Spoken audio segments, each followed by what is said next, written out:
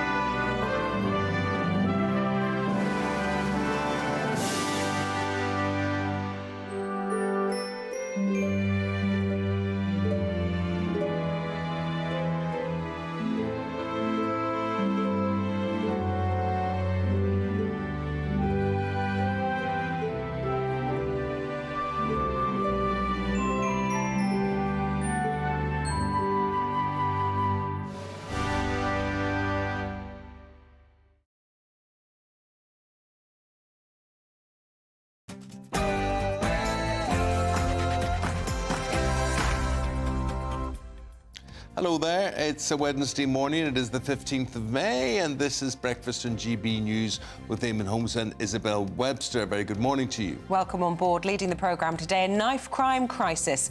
The Tories tell police to bring back stop and search. New strict rules for schools. Teachers are told they mustn't teach gender identity. Food bank use is at an all-time high. Official figures show a 94% increase in the last 5 years. Charity check chaos for Harry and Meghan. Their Archwell Foundation is labelled delinquent by American authorities. And as Liverpool City Council's considering fines for badly behaved children, we'll be asking, should parents be penalised for their kids' actions? That's our debate this morning. And in the sport this morning, it's advantage Manchester City as they beat Spurs to go to the top of the Premier League with one game left. Spurs manager Ange Postecoglou is not happy at all about something. Rory McIlroy's filed for divorce and we'll have an Olympic flame update. Chilly and damp across parts of the east today, but for many there will be some warm sunshine. Top of the temperature charts likely to be across parts of northern Scotland again today. Join me later for a full forecast.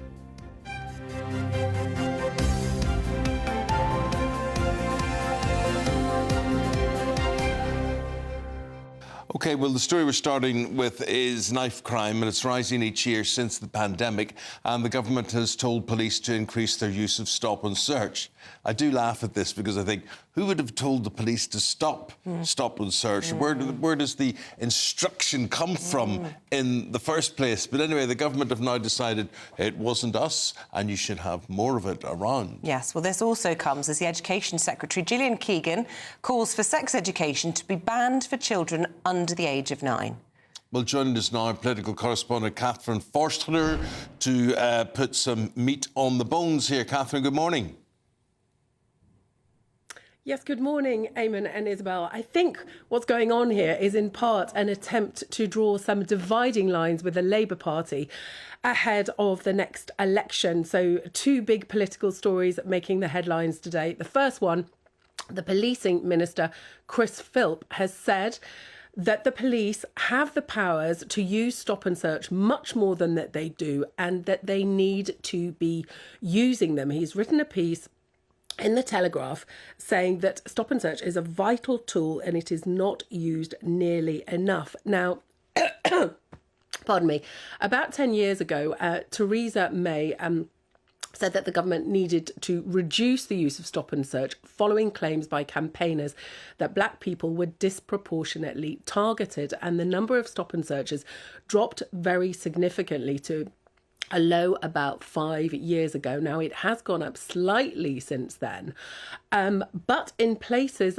like London, where a third of knife crime in England and Wales happened last year, the use has just dropped and dropped and dropped. And, you know, we do have a knife crime epidemic in this country. So people like Sadiq Khan, the mayor of London, is not keen on it at all and has said he wants to reduce the use of it where possible. But the Met Police Commissioner, Sir Mark Rowley, has had a bit of a change of heart and has said that he wants to see it used more. Because knife crime in London is at a record high. So there are some political dividing lines here. And basically the government's view is the police have the powers to do their job. They need to do that and stop worrying about who they might offend or being accused of racism, etc. OK. And speaking of offence, Catherine, all this talk... Sorry, can I just ask something Yeah, here? go on then. Because, you know, the police have the power to do their jobs, Catherine's saying. Right. Who took the power away from the police to do their jobs, and why are they worried? And this is where we go round in circles here, that no one ever admits to saying, yes, it was this government department that said, don't do stop and search anymore, or this instruction came from the Mayor of London, or the police commissioner, or whatever. So who the heck, it didn't suddenly just go away, everybody decide, oh, it's a bad idea to have stop and search. Who decided it? Well, basically, the police were told be very careful how you use it, and it's resulted in by the government. And it was under the Theresa May's stewardship, got wasn't to be it? Careful. So now we have the government correcting themselves. So they're trying to pretend we're putting things right when they put things wrong in the first place. Well, yes, exactly. And of course, this is the major problem that Rishi Sunak is having, trying to convince people to elect the Conservatives again because they've been in power for 14 years. But yes, it was under Theresa May, under pressure from campaign groups, that the use of stop and search fell very dramatically. And now, of course, we have a surge in knife crime. We had that horrific incident in Hainault just 3 weeks ago where a 14-year-old boy just left his house and was killed by somebody with a sword. So, a feeling that knife crime has got out of control. And rather like, when we had the grooming scandals in Rotherham and other places in the north, that basically people turned a blind eye because they didn't want to be considered racist. And the police, Mark Rowley, has admitted that the police often do not have the confidence and that they worry about community tension. And Catherine, just quickly, because we are almost out of time, but on the issue of sex education, which Gillian Keegan's been talking about today, rules are changing, and I think a lot of parents will be pleased. There's been a lot of concern that kids are being told too much too soon. What's the new framework? Yes, so first of all, children will be banned from having sex education in schools till they're in year 5, which is roughly aged 9, and very specifically, schools will be told they're not to talk about gender identity, that it is a contested belief. So it is not okay for primary school children to be taught that, you might be a girl in a boy's body or vice versa, that is too much, that it's contested, and simply that primary schools should not go there, that if and when they do talk about sex education, it should be sticking to biological facts. So this won't please everybody, but certainly I think plenty of parents will be breathing a sigh of relief. Yeah, and to be clear, I mean, they're talking about it. They haven't actually pinned down the actual age yet that they want to talk about sex with kids. When will this be finalised? Because, of course, there could be a general election in July. Nobody knows exactly when it's going to be. I mean, will this be... When will parents see these changes brought in, I suppose? Well, yes. Well, we're expecting an announcement from the Education Secretary, Gillian Keegan, later, and we will get the detail of it. But the ban in terms of not teaching about sex education till 9 sounds quite firm, although often when you drill down into the details of these things, you find that something that is touted as a ban is actually just guidance. Schools generally do have quite a lot of flexibility to use their judgment, but it does sound like a real sea change in terms of gender identity, trans ideology, and particularly that being taught or dealt with in schools. Thank you, Catherine. Thank you very much indeed. Can I talk to you about sex? Yeah, let's do it. Let's talk about the birds and the bees. Well, do you know when I was taught about the birds and bees at school? Did they teach it to you? Because I wasn't sure at Catholic schools what went on in your day. Nothing. Nothing. Yeah. didn't happen. But we had a biology section in our Nuffield science course. Yeah, did they rip the pages out? It was taken away. Stop. It was taken away. Come on. There was a picture of a naked woman and a naked man, and they weren't doing anything. They were just standing there, and there were diagrams saying this is the whatever and this is the whatever, and they were taken out of our Nuffield science books pack, and so we weren't allowed to see that. So we weren't I mean, allowed to look at it. definitely biology is important. My 5-year-old, who's in year 1, has just come home having been told the words, proper medical words for the bits, which, to be honest, I find a bit anyway. But my son is 8, and he is agitating to know where babies come from. And I keep saying to him, ask your teacher where the birds and the bees come from. Yeah, he wants to know. Children I don't even know why want to they have to know at 9. Why do they have to? I don't know why they have to. Well, do you know why? Because of the internet, and because otherwise children are learning all this stuff via porn and violent porn. Well, you see, I don't agree with that. I don't agree with out that. there. I know you say this all the time. You say, Eamonn, the internet is filthy, it's disgusting, whatever. Now, I've tried to look for filthy and disgusting things, and I find Well, you need some lessons, because it's very easy. Very difficult. You know, all this business, all this sex lands on your door. Yeah. If you and I went to our phones today and said, let's look up sex, we wouldn't get too much. I don't know. I mean, get lots of blocks and things on my. Yeah. I'm not allowed to look at things. Oh, well, I don't know who's just as done well, that. Eamonn. Yes, but I don't believe it is as a wash with filth as it's made out to be. I hope you're right. I suspect you're not. We know that kids as young as 9 are seeing violent porn. They do need to be educated, but I think taking the politics out of all of this has to be a good thing. Let us know what you think this morning. What's the correct age? Do you welcome these changes? And you know, what were your experiences? And when did your kids start asking you those awkward questions? It is embarrassing, isn't it? I don't ever remember. Did your kids never ask you? No, I don't remember asking my parents any questions about anything. They certainly didn't tell me, nor did the teachers. It's also a minefield these days, because I started trying to say to my son, it's when mummies and daddies, they have a loving cuddle and they really want to have a baby. And I thought, you can't say that. It's not just mummies and daddies, and it's not always wanted. And I just thought, I'll just ask a teacher, OK? I don't know the answer. What's that song? It's a nightmare. Let's talk about sex, baby. Let's talk about you and me. Let's talk about all the good things and the bad things meant to be. Yeah, let's talk about the Duke and Duchess of Sussex. Oh, right, OK, good admin. And they have seen their Archwell Foundation declared. You couldn't write this, could you? No, this is funny. So the term legally that they use in America is this company is delinquent, right, in California.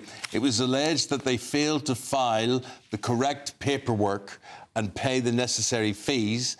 Archwell have hit back at reports saying that they are indeed compliant. Well, in the meantime, whilst the charity regulator has said that they're not in good standing, the foundation's been told to stop soliciting or spending money. Let's get the thoughts. We go to Kinsey Schofield, who's probably enjoyed our previous conversation much more than the one coming. Help me out here, Kinsey. Who taught you about sex, Kinsey? For goodness sake. Well, as I'm watching this, I'm thinking I grew up a Southern Baptist in Texas, where all I was told was if you have premarital sex, you'll go to hell. Yes. So that's that. I mean, like that, you know, I didn't ask any questions. Yeah. I just assumed that I better stay away from all those things because I wanted to make my way to heaven. Absolutely. What a good girl. You're not in hell, so that's good. That says a lot about you. Meanwhile, Harry and Meghan, are they in hell? What's going on? So, I mean, I do have a good positive update for Harry and Meghan. This is, I'm going to be honest, this is the third version of events that Team Sussex has given the media. Initially, Page Six was given the excuse that Archwell had filed an extension and that the government just hadn't updated their records. Later, Harry and Meghan's team stated that the initial check was sent to an attorney but was lost in the mail. You know, classic dog ate my homework, you know? Now, obviously, the right hand doesn't know what the left hand is doing in this scenario, but the updated story is that they are in the clear. And the Independent today reporting that Archwell is back in good standing with the government. Archwell released a statement saying that they investigated this situation and they can confirm that they are fully compliant and in good standing, kind of pushing the blame on the government, the state of California. In that case, I'd tell Meghan and Harry that, you know, Meghan, more than Harry, since I don't think he can vote. She gets what she votes for. But the amount owed was reportedly just $200. That's not including late fees. And it is believed that they can now continue to solicit money, to solicit donations and distribute donations. But such an embarrassing stain for Harry and Meghan to land in the United States with on headlines all over the place after their glowing Nigeria reviews. Also, I mean, I was sort of scratching my head as to why somebody was being asked to speak at a Women in Leadership conference in Nigeria when her own charity at home was not in good standing. But you've updated us on that. What's your view on this portrait of the King? Eamonn and I actually both really like it, but I know lots of people this morning are saying it's not for them. It's very red. I absolutely love it. Oh, I mean, maybe I'm a weirdo, but I thought it was absolutely beautiful and stunning. It's one of those things that stops you in your tracks. I think it's, I think it's earthy, like him. I love the butterfly, and I think it's a reflection of what a unique monarch he's going to be. So yeah. I thought it was beautiful and different, and I just thought, I have a lot of people in my inbox too going, that's horrific. And I'm like, I think that it's lovely. I enjoy it. I think it's beautiful. I'd look at it every day if I could. I think his face looks lovely and warm. No, he should tell his face that he likes it, because he did. Well, do we have the footage of him looking at it? I don't know if we do. It was unveiled in front of him yesterday, and he did not look very One is very not amused by it. I mean, he just had nothing to say about it, which I thought was very strange that he had the artist there beside him. I must say, if I was getting a portrait done of myself, I would want something as modern. It's modern and yet it's traditional. The face is traditional and everything else is modern. Art is supposed to be different. It's supposed to be eye-catching, and I've never seen anything like that before. It's a bit boudoir-y. I kind of understand that. You could see it in a bar or something, and I think it looks better with the black frame than the way it's in all the papers and on our screen there. But I think it's great, and you know what? It'll look fantastic on some sort of gold wallpapered palatial wall. It'll brighten the room no end, I think. Make it look a bit more 2024. And had he sat there and been like, oh, wow, how, I think we'd be like, oh, okay, yeah. It's your face. But he's so self-deprecating, and I think that he is humble, and I do think that his reaction was probably just trying to let the art speak for itself, which it certainly did. And it's like you said, art needs to have that. The magic of art is that if it's good, people will debate it, and that's exactly what's happening today and yesterday, and it will continue to happen. But I think it's so fun. I would have, like I said, I'd have it in my house. Ashley Longshore, too, here in the States, has this great collection of royals drinking. So she's painted an entire collection of everybody, with a glass in their hand. So I love royal art. It's so fun. Apparently Camilla's a fan of it as well. So if she likes it, then it must be okay. The artist, what's the artist called? Oh, you're going to put me on the spot there. His name is Jonathan Yeo. And it took him 4 years to complete, and it was actually commissioned before he became king in 2020. I think it's superb, and if anybody's getting me a going away present from GB News. Where are you going? I'm not going anywhere. But I mean, if come retirement obviously he's got a karaoke career. I heard that Let's Talk About Sex was pretty good, Eamonn. Yeah. I might take up a whole new career in that, talking about sex. Yeah. Oh, gosh, help us. No. Thank you, Kinsey. God bless. Okay, see you soon. Bye-bye. So we like the portrait of the King. Yeah. What do you think? Let us know. Let's have a look at other stories coming into the newsroom on this Wednesday morning. Well, in a new bid to curb obesity levels, the NHS has started offering overweight men cash rewards for slimming down. The trial, which paid men up to £400 to shed the pounds, was found to be more successful than traditional diet plans. The scheme's been nicknamed Game of Stones and will likely be rolled out across the NHS following its success. It involved daily text messages with cash incentives. There's a lot of men with very big breasts there in those pictures, but they're called moobs. Right, 798 years, the total that taxpayers have spent waiting to speak to HMRC, right? Well, they haven't wasted much time speaking to me. They love speaking to me, asking for more money all the time. This figure is up more than 350%.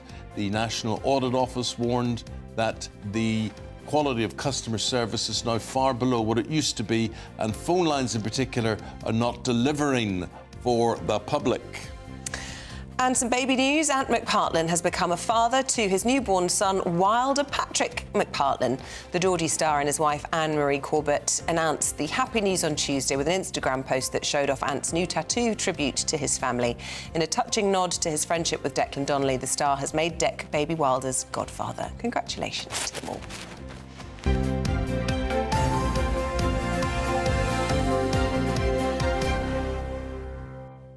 China has hit out at the government's decision to summon the Chinese ambassador to the Foreign Office following allegations of foreign interference. It comes after 3 men were charged under the National Security Act for allegedly assisting the Hong Kong Intelligence Service. Well, let's get the thoughts now of security specialist Will Geddes. Good morning to you, Will. Oh, they've got a bit of a cheek, haven't they, kicking off about being summoned to the Foreign Office and lecturing us about damaging the Anglo-Chinese relationship. I know, it is. There's a little bit of gall there, isn't there? I mean, when we look at exactly what the Chinese state are doing right now, and particularly the MSS, which is their intelligence instrument of the state, that conducts and manages many of these operations overseas.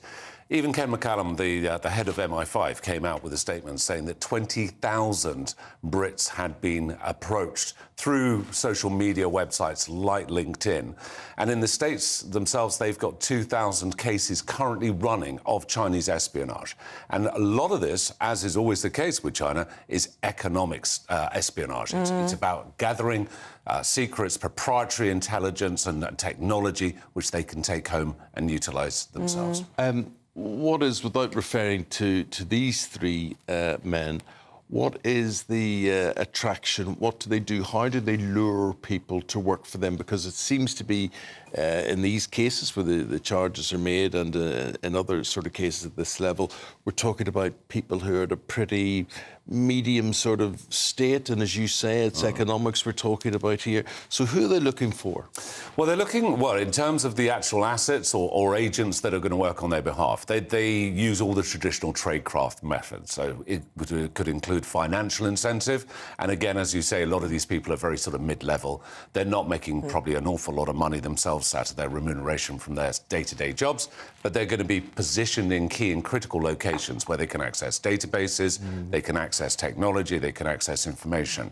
Other means and methods can include, obviously, honey trapping, and we've seen that happening as well. The honey trapping could either be a direct approach or indirect social engineering, as we've seen, where someone will be compromised by sending some very compromising information or pictures of themselves, and then they utilise that to blackmail them into saying, well, if you don't provide us with access to this information or this database or whatever it might be, then we will disclose this compromising information to your friends, your family and everyone else. And just last week we had the incident which still hasn't necessarily been blamed 100% on China, but we suspect China was behind, which was getting into the personal details of lots of members of the military forces and their pay details, looking for these vulnerabilities. Somebody who might be going through a divorce, seeing somebody that might be financially vulnerable, they might be able to exploit that for their own benefit. It's pernicious, isn't it? It is. It's incredibly pernicious. And gathering this information, this is something that they're very, very, very good at. And they'll try and find those particular positions. But over and beyond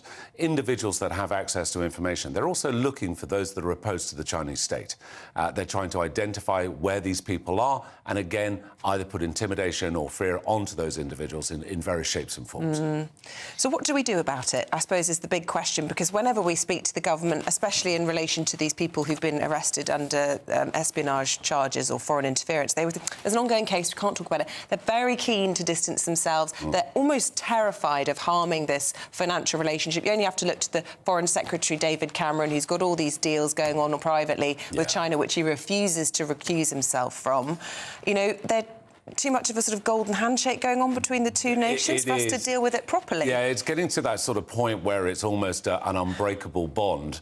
And the government, again, with the standard sort of lack of backbone that they generally have in these instances, there's nothing really that firm that's being put on the table in terms of sanctions or in terms of warning shots. I mean, the ambassador being called in is one means, certainly, to publicise and say, look, we're not going to tolerate this. However, those gestures have to be followed up with actions.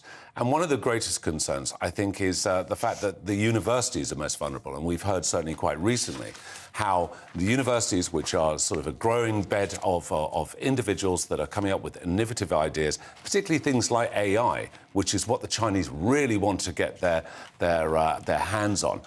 A lot of this technology that's being developed here and in the United States, you know, if they can get their hands on it by compromising individuals by various different means, then that gives them, again, another economic advantage, regardless of whatever sanctions we might subsequently put in. OK, well, thanks very much indeed. Appreciate it. I wonder what at home people think would be the right way to deal with China. I was chatting about this with my husband last night. He said he'd been onto one of these websites that sell everything really cheap. I don't want to name them, but it's one of these Chinese ones where you get garden furniture, whatever. It's almost too good to be true, these prices. I said to him, it's coming from China. I don't know why but it's such good value. So do we need to boycott these really cheap Chinese firms that are behind this regime that are, threatening our national security? Or do you think that, cost of living crisis, they're quite useful to all of us? Let us know. Will you put your money where your mouth is and perhaps start to think twice about buying stuff from China? Sometimes I think that when you look at situations, people forget how bad the relations were between China and the UK, or Japan and the UK, following the Second World War and various things like that, how they were deemed. And, when you look at films, traditionally, like Fu Manchu and whatever, Chinese people were always deemed to be rather sinister and shifty and were portrayed quite badly in films. So the image of Chinese people in this country down through the years was not good. No, it wasn't for a very long time. But what they did, much like Japan, was they insulated themselves. They developed their trade and capability. And going to Isabel's point, they started mass producing a lot of products which they could duplicate or counterfeit from the West and from the United States,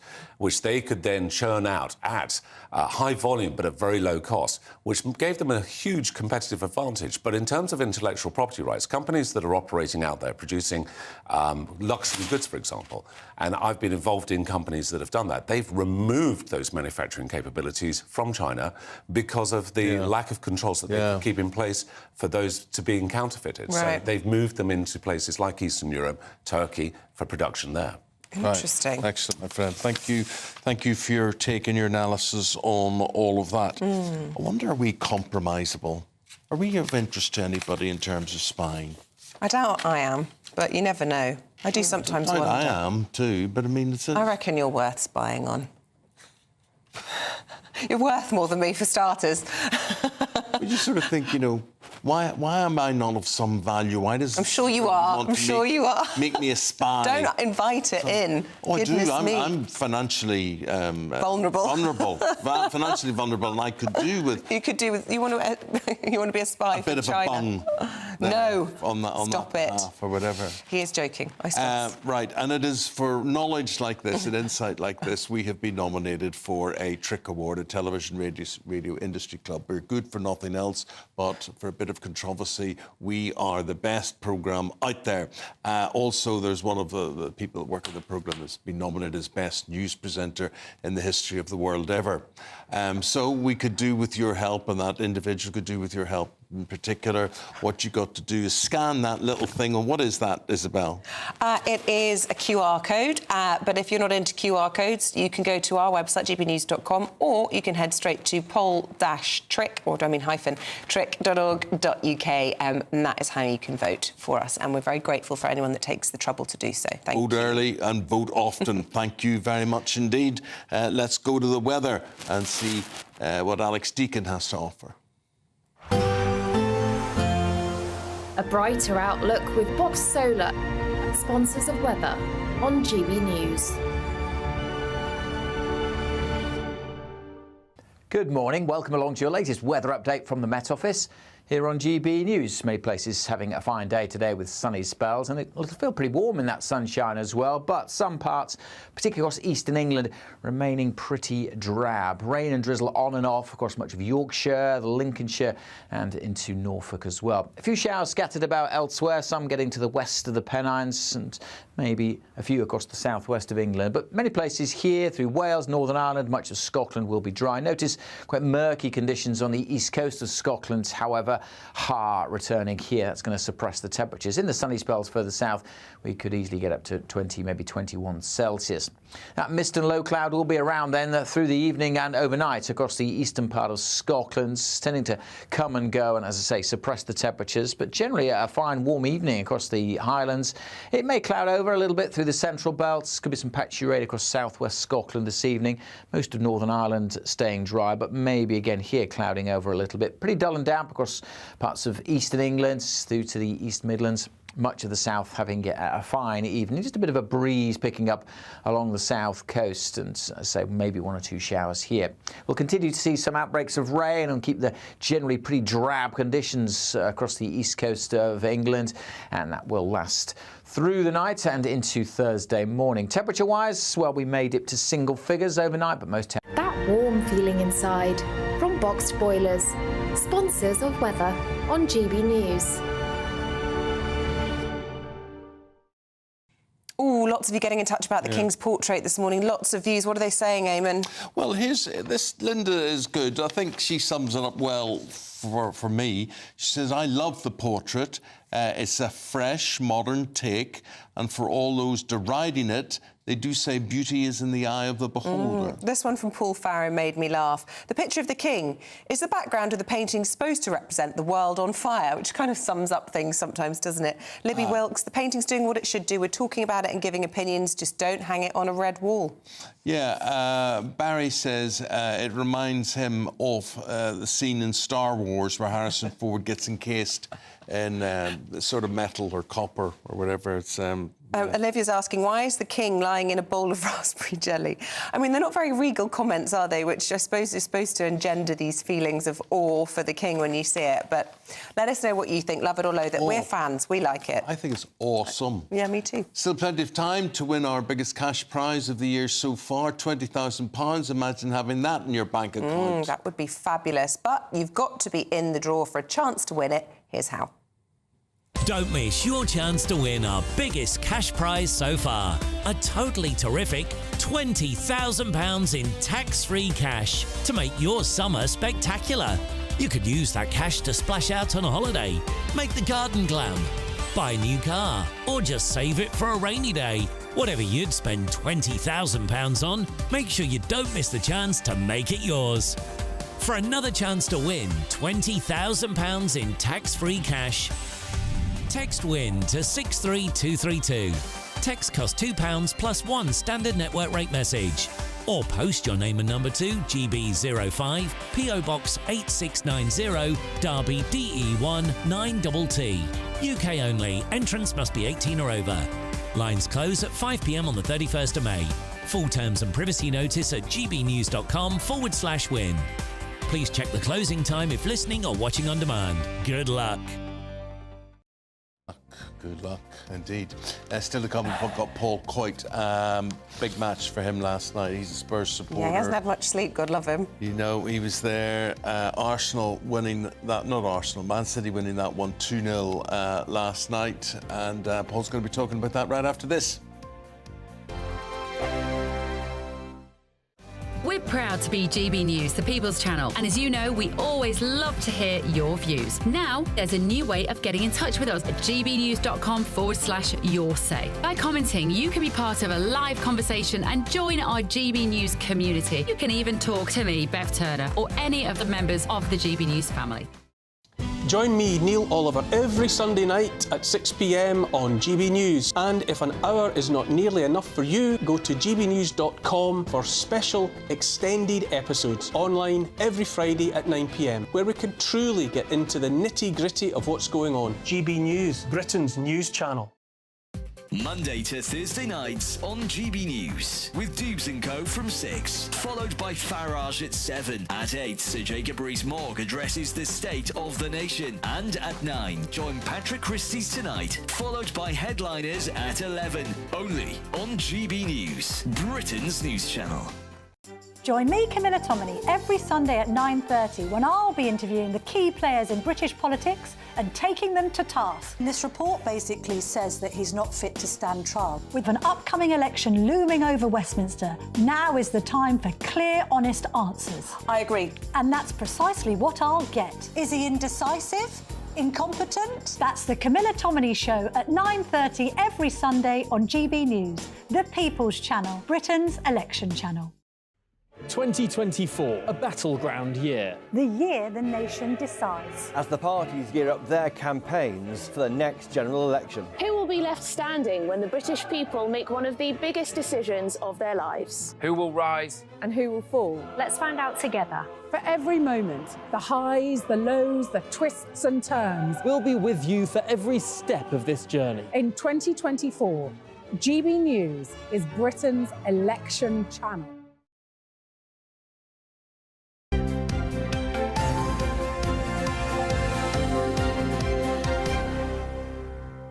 Let's recap the big game last night, Spurs against Man City.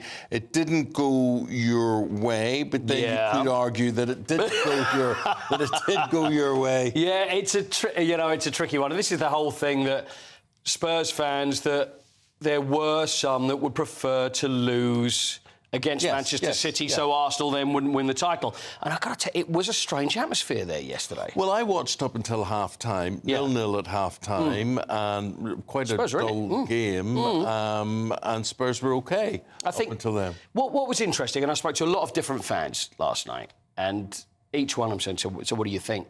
And although a lot of them were saying before, they said, before the game, I'm thinking, maybe it'll be good to lose. When you get there, and then when you get to the ground, then you find yourself in a situation you never want your team to lose. So it was slightly different. Now, what did happen is that after a while, then once Manchester City had gone 1-0 up, and Heung-min Son had a great chance to make it 1-1, which is making everybody nervous. Then they went 2-0 up, and then Spurs fans, and this is in a lot of papers where you see them doing the Poznan, when they're all bouncing, which is, and also singing Arsenal, sort of anti-Arsenal songs. But it was almost like a gallows humour. Now, I know that some people are going, oh, this is just a pathetic loser's view of what's going on and you can't carry on that way and, you have to want your team to win. It was almost like they wanted Spurs to win, but the game had gone. And now it was like, OK, well, look, what we will take out of it is that Arsenal are not going to win the title. So do you see what I mean? It was Ange Postecoglou, the manager of Spurs, was very unhappy afterwards. And I don't know exactly who it was with, but have a look at this. This is the press conference afterwards, and this is what he had to say. I just think that's, like I said, the last 40 hours has revealed a fair bit to me, and that's all right. That just means I've got to go back to the drawing board with some things. Not interested, mate. Don't care. Not very happy, is he? I don't know whether it's about the attitude or something, but he wasn't happy. Well, there we go. Good news for Aston Villa. They have now qualified for the Champions League. They have. Incredible. So they are top four. They are top four. So last year, they were 7th. Before that, 17th. And this is Unai Emery. So Unai Emery, and the irony is we're talking about Arsenal. He was at Arsenal. He got fired from there. Mikel Arteta took over. But he's done an amazing job. And Aston Villa deserve to be in the Champions League. So they're 4th and we're Spurs 5th. And you know what? When it comes to the top, how many different teams do you think have been at the top of the league, top of the Premier League this year? 3. Been a lot more than that. So West Ham, Newcastle, Brighton, Spurs, Arsenal, Manchester City and Liverpool. And Liverpool were at top more weeks than anybody else. Not Manchester United there. Oh, no, I'm just going to go down. All right, yeah. I'll keep looking. Hold on. No sign. That says But there's always the future. There's always the future. Are they playing tonight? Yeah, Manchester United against Newcastle tonight. Last time Newcastle finished above Manchester United... do again, couldn't they? ...was 1977. It was that long ago. Yeah. So there's a very good chance because Newcastle is 6th, Manchester United 8th. Brighton are playing Chelsea. So Chelsea are also pushing. They could end up sort of 5th or 6th, or who knows? So they're pushing. They're having a run towards the end. So this weekend, the Premier League is all over. Very good. Tell us about the Olympic torch. I like a torch update, and I think Isabel would enjoy this as well. It's time to head off to the beautiful island of Corsica. Oh, my favourite. Is it your favourite place? Yes. Do you know what they call Corsica in Lacoste?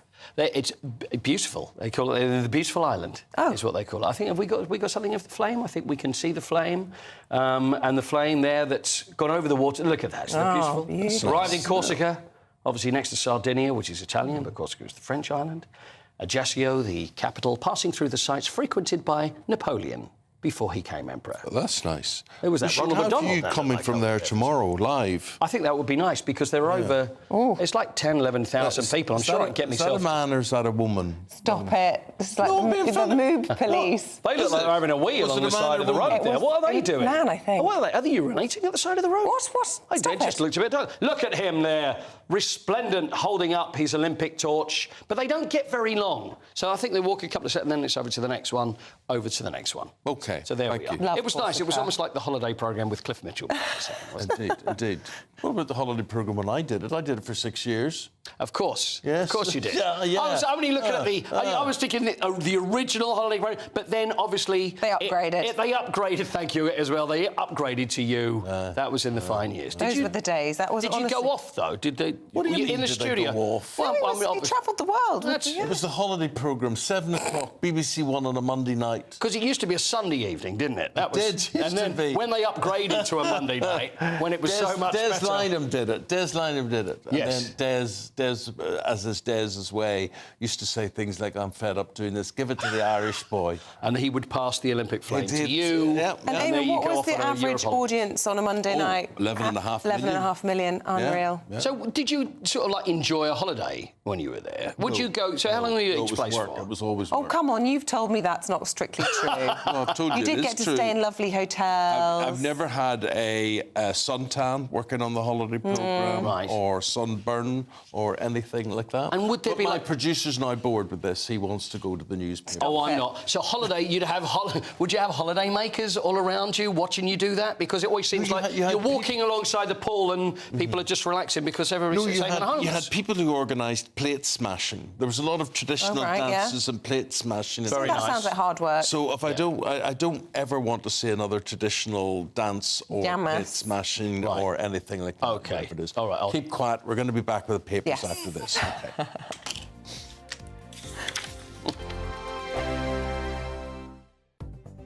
The latest GB News travel.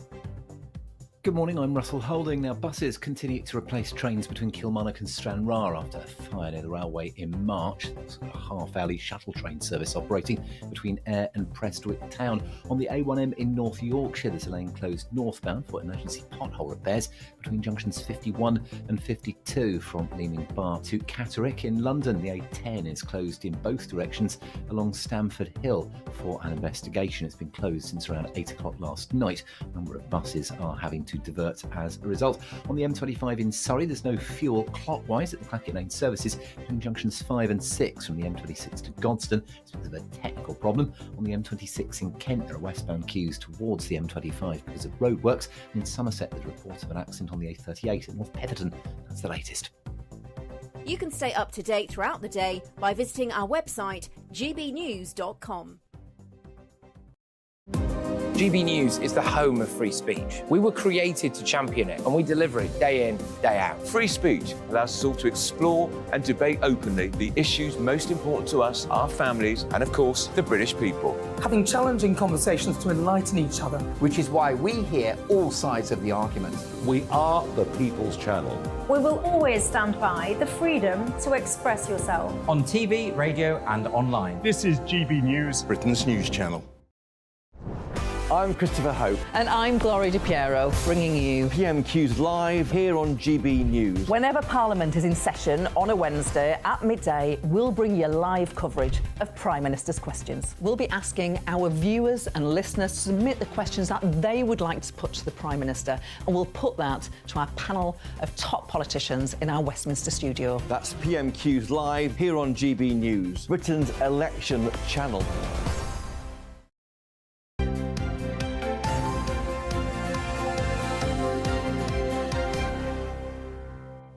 Let's go through the newspapers now. We've got Claire Muldoon, we've got Scarlett Maguire. Very nice to see you both today. Claire, don't teach children about changing gender. The Education Secretary, Gillian Keegan, is announced this. My point about this is, who told them to do this in the first place? The government try and make our own, nothing to do with us, we're going to change this, but it has to... Yes. Where does it emanate from? Yeah, of course. It changes from a cult. You know, it's an ideology that people have been brainwashed into now. And thank goodness Gillian Keegan has got some, or showing some leadership at last, by saying, let's not treat children as if they're adults. Let's treat children as children. And the only sex education they ought to have is based on biological sex. And fact, that is it. And I am as surprised as you that this is the headline news, because I would have thought this is the case in any event. And actually, I urge all parents to go to their schools to find out what is being taught on their curriculum. If they're not happy with it, remove your child. I removed some of my children from some of the classes that were taught at their schools. That's called being a responsible parent.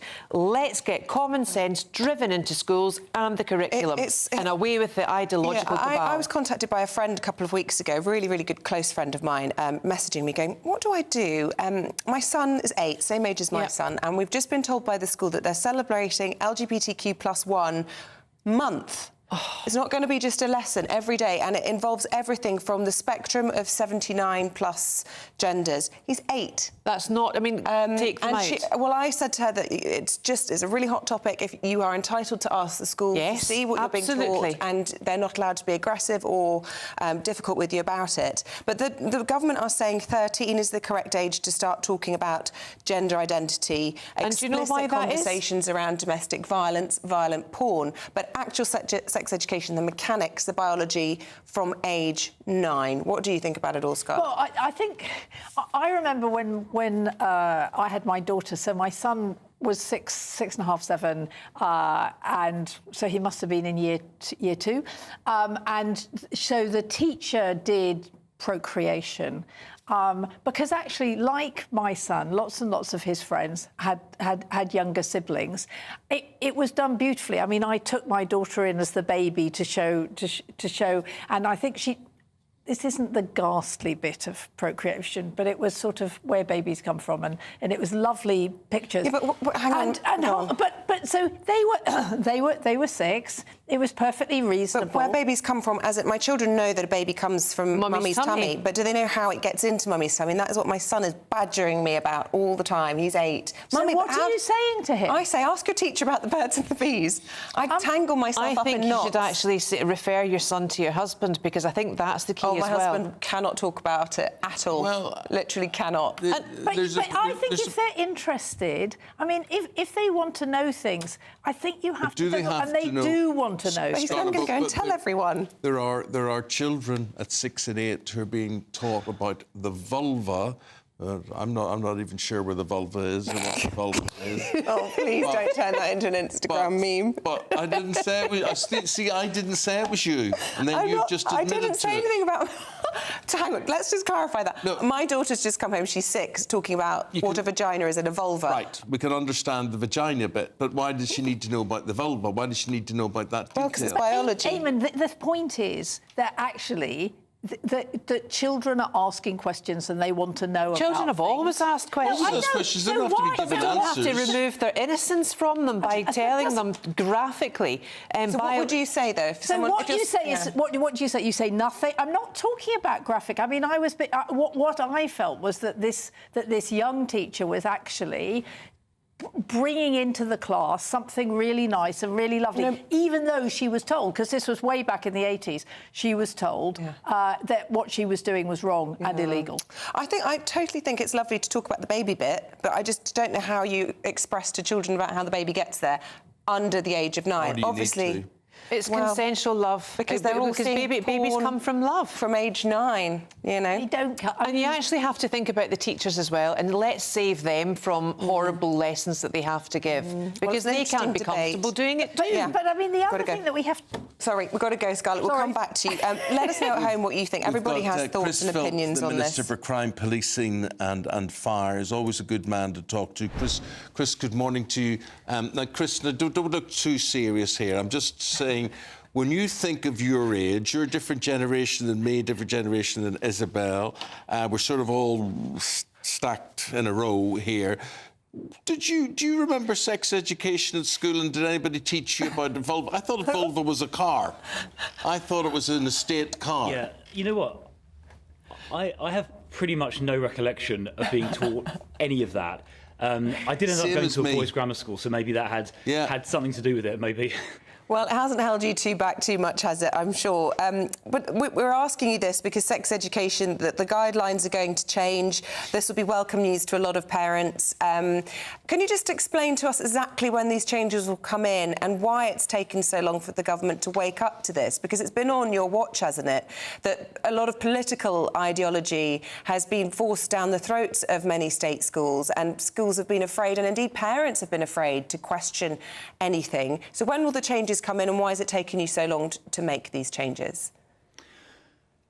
Well, I think the report is due to come out very shortly. I'm sure that the Education Secretary will then move to make the changes quickly. And look, as a parent as well, I don't want my children, to be honest, to be exposed to inappropriate content at a pretty young age. And nor do I want politically contested ideas like the trans issues being taught as if they're facts. I think childhood is a really special time, and I don't think we need to introduce some of these ideas too early. So I think the changes that are likely to come are going to be very welcome. And as I say, I know the Education Secretary will get on and do them as quickly as possible. And as a parent, I'm strongly welcome that. Chris, you're also tackling knife crime, and it's an interesting thing. There's a cash injection here, which I don't think is the really important thing. I think the important thing is how you're actually approaching this, the technology that you're introducing, and the idea that how you're going to revolutionise how you identify knife crime and tackle it. Tell us more.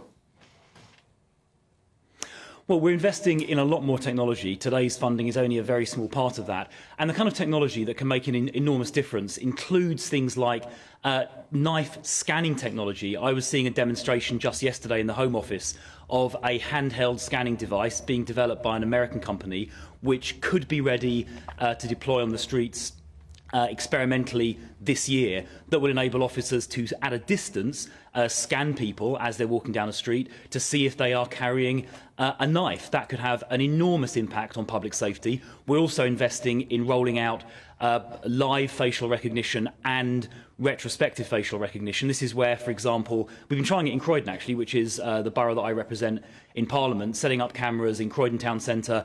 We've got a list of people who are wanted for criminal offences, including knife crime offences, violence, drug supply, even offences including rape. And as people walk down the street, you can scan them. If they're not on the watch list, which would apply, I hope, to you and to me and the vast majority of people, the image is immediately and automatically deleted.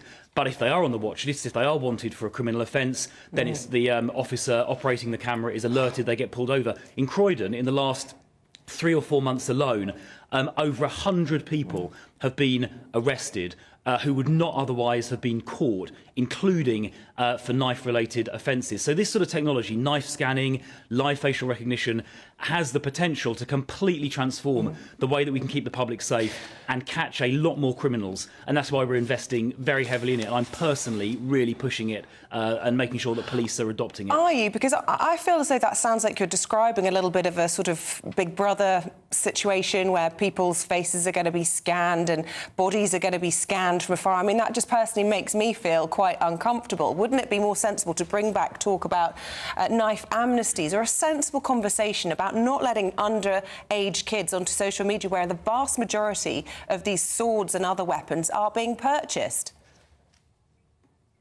Well, let's take each point in turn. So I don't think these are kind of Big Brother measures. Look, I mean, just scanning someone at a distance to see if they're carrying a knife is a completely reasonable thing to do. In terms of the facial recognition, if someone like you or me, one hopes, is not on the watch list, then your picture is immediately and automatically deleted. And let me give you an example of someone that got caught in Croydon using this. There was someone who had been was wanted for a double rape, the first of which occurred in 2017. So they hadn't been caught for 7 years until the man walked past the camera and got identified. Now that's obviously that hasn't gone to court yet, but that is someone wanted for a double rape. who would not have been caught but has now been caught. And if all that has to happen to do that is you and me get scanned and our picture then gets immediately and automatically deleted, I think that makes public safety a lot better. So I think it does strike the right balance. There are all kinds of safeguards, around the accuracy and so on. There's some court cases that sort of set out the limits and how you can use it to make sure privacy is respected. But it really is working, and it's going to keep the public and it's going to keep you and me and our families a lot safer. Well, now, your second question was about online. Okay. Carry on. Well, I mean, in Croydon, in an experimental deployment, 100 arrests have been made in the last few months alone, since January, and those are 100 people, often dangerous criminals, including that wanted rapist, people who've committed knife offences, drugs offences, firearms offences. They would not have been arrested otherwise, and they now have been. What if the people who are being stopped, who are being searched, who are being arrested over these sort of things fit the wrong profile? If it's all... you know how badly derided stop and search was. I mean, I speak from a point of view that stop and search is an obvious tactic to me. Being from Northern Ireland, you knew exactly where the trouble was coming from. You knew exactly who was carrying, who was likely to be carrying weapons, explosives, whatever. So those areas, stop and search existed. Oh, my goodness me. It created uproar. Even though that's where the trouble was coming from, you had to pretend it wasn't coming from. Now, you're going to face exactly the same problem here. Well, actually, the algorithm that does the facial recognition matching has been tested by the National Physical Laboratory, and there is no racial bias in the system, in the setting that the police use it at, and it's incredibly accurate. I mean, the false positive rate, where it says that this is the wanted person, but it turns out when you actually ask them for their ID that they're actually not the wanted person. It's 1 in 6,000, and actually, which is much better than a police officer using their own judgment. And the only person in the Croydon trial that was wrongly identified was the twin brother of the wanted person. So it's very accurate. I do, by the way, also support dramatically increasing physical stop and search as well. But you asked me a question about online knife sales, which I didn't answer a couple of minutes ago.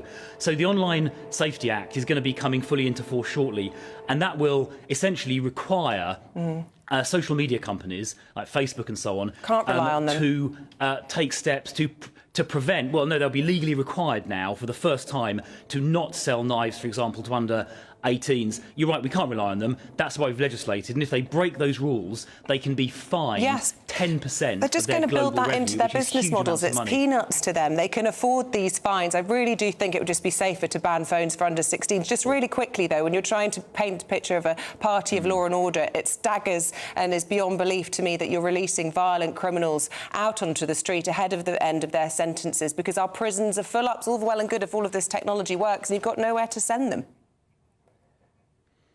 Well, sentences are getting longer. For example, rape sentences now are about 2 years longer than they were under Labour. We're arresting more and more criminals. The police are doing their job, catching record numbers of criminals. We've got more people in prison than we have ever had. Well, some people are getting released a few days early. I mean, if somebody gets released a few days before the end of a 5-year sentence, that is that's a relatively, it's only, we're talking about a few days here, nothing more than that. And 70 days, because 90 the police days. are now being successful. So it's because the police are being successful in arresting more and more criminals and putting them behind bars. And as I say, sentences now are significantly longer than they were under the last Labour government. And there are more people in prison today than there have ever been. OK. All right, we'll have to leave it there. Chris Philp, Police and Crime Minister, thanks for your time this morning. Just a quick word from you two about what you're hearing there, Scarlett, and in terms of...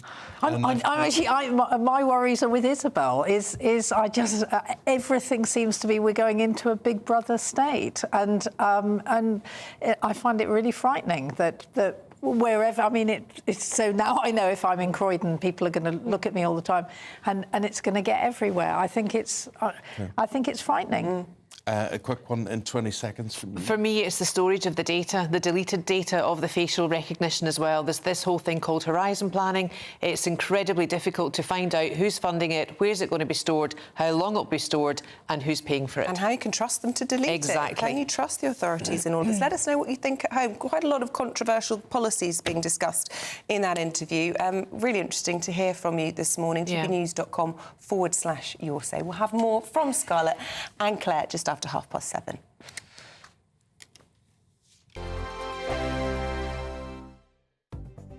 The latest GB News travel. Good morning, I'm Russell Holding. Buses replaced trains again today between Kilmarnock and Stranraer after a fine at the railway in March, and there's a half-hourly shuttle train service running between Ayr and Prestwick Town. On the A1M in North Yorkshire, there's a lane closed northbound for emergency pothole repairs between junctions 51 and 52 from Leaning Bar to Catterick. In London, the A10 is closed each way along Stamford Hill for an investigation. It's been closed since just before 8 o'clock last night. Train services heading into London from Dartford to Deptford via Charlton, diverting via Bexley Heath because of a signalling problem. On the M25 in Surrey, there's no fuel clockwise at the Clackett Lane services between junctions 5 and 6. From the M26 to Godstone. On the M26 in Kent, there are westbound queues onto the M25 because of roadworks, and in Somerset there's a report of an accident on the A38 at North Pedderton. That's the latest.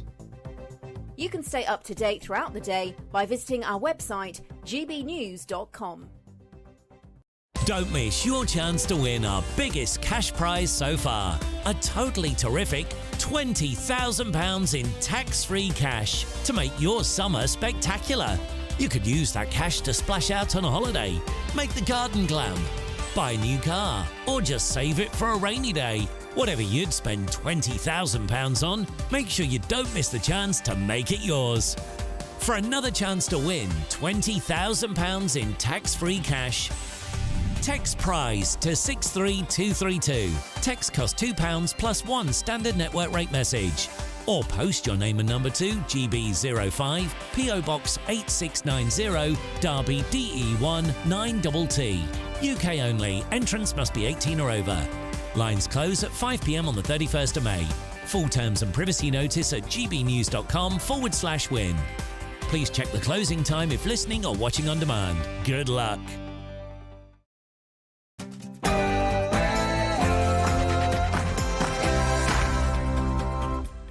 A very good morning to you. Welcome on board. It's 7 o'clock. This is Breakfast on Wednesday, the 15th of May. Eamonn Holmes and Isabel Webster on duty this morning. The headlines are these: a knife crime crisis. The Conservatives tell police to bring back Stop and Search. New strict rules for schools. Teachers are told they must not teach about gender identity. Yes, the government trying to Hearing set out ourselves some back. clear dividing lines with the Labour Party ahead of the general election. They want more stop and search, and they want primary schools to stop talking about gender identity. I'll bring you the details shortly. Food bank use is at an all-time high. Official figures show a 94% increase in just 5 years. Charity check chaos for Harry and Meghan as their Archwell Foundation has been labelled delinquent by an American authority. And as Liverpool City Council is considering fines for badly behaved children, we'll be asking, should parents be penalised for the actions of their kids? That's our debate. And in the sport this morning, Arsenal fans can throw their Spurs shirts away now as Manchester City beat Tottenham 2-0 last night to go to the top of the Premier League with one game to go. Aston Villa have now qualified for the Champions League for the first time without kicking a ball last night. And Rory McIlroy files for divorce on the eve of the US PGA Championship. Chilly and damp across parts of the east today, but for many there will be some warm sunshine. Top of the temperature charts likely to be across parts of northern Scotland again today. Join me later for a full forecast.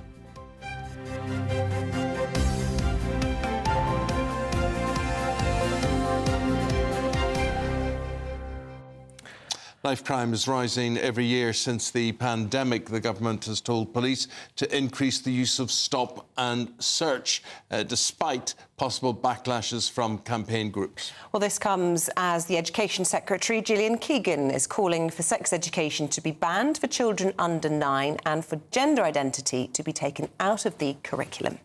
Let's get more on all of this. An overall view now. Our political correspondent Catherine Foster looking at this new initiatives coming in. Catherine. Yes, hello, both of you.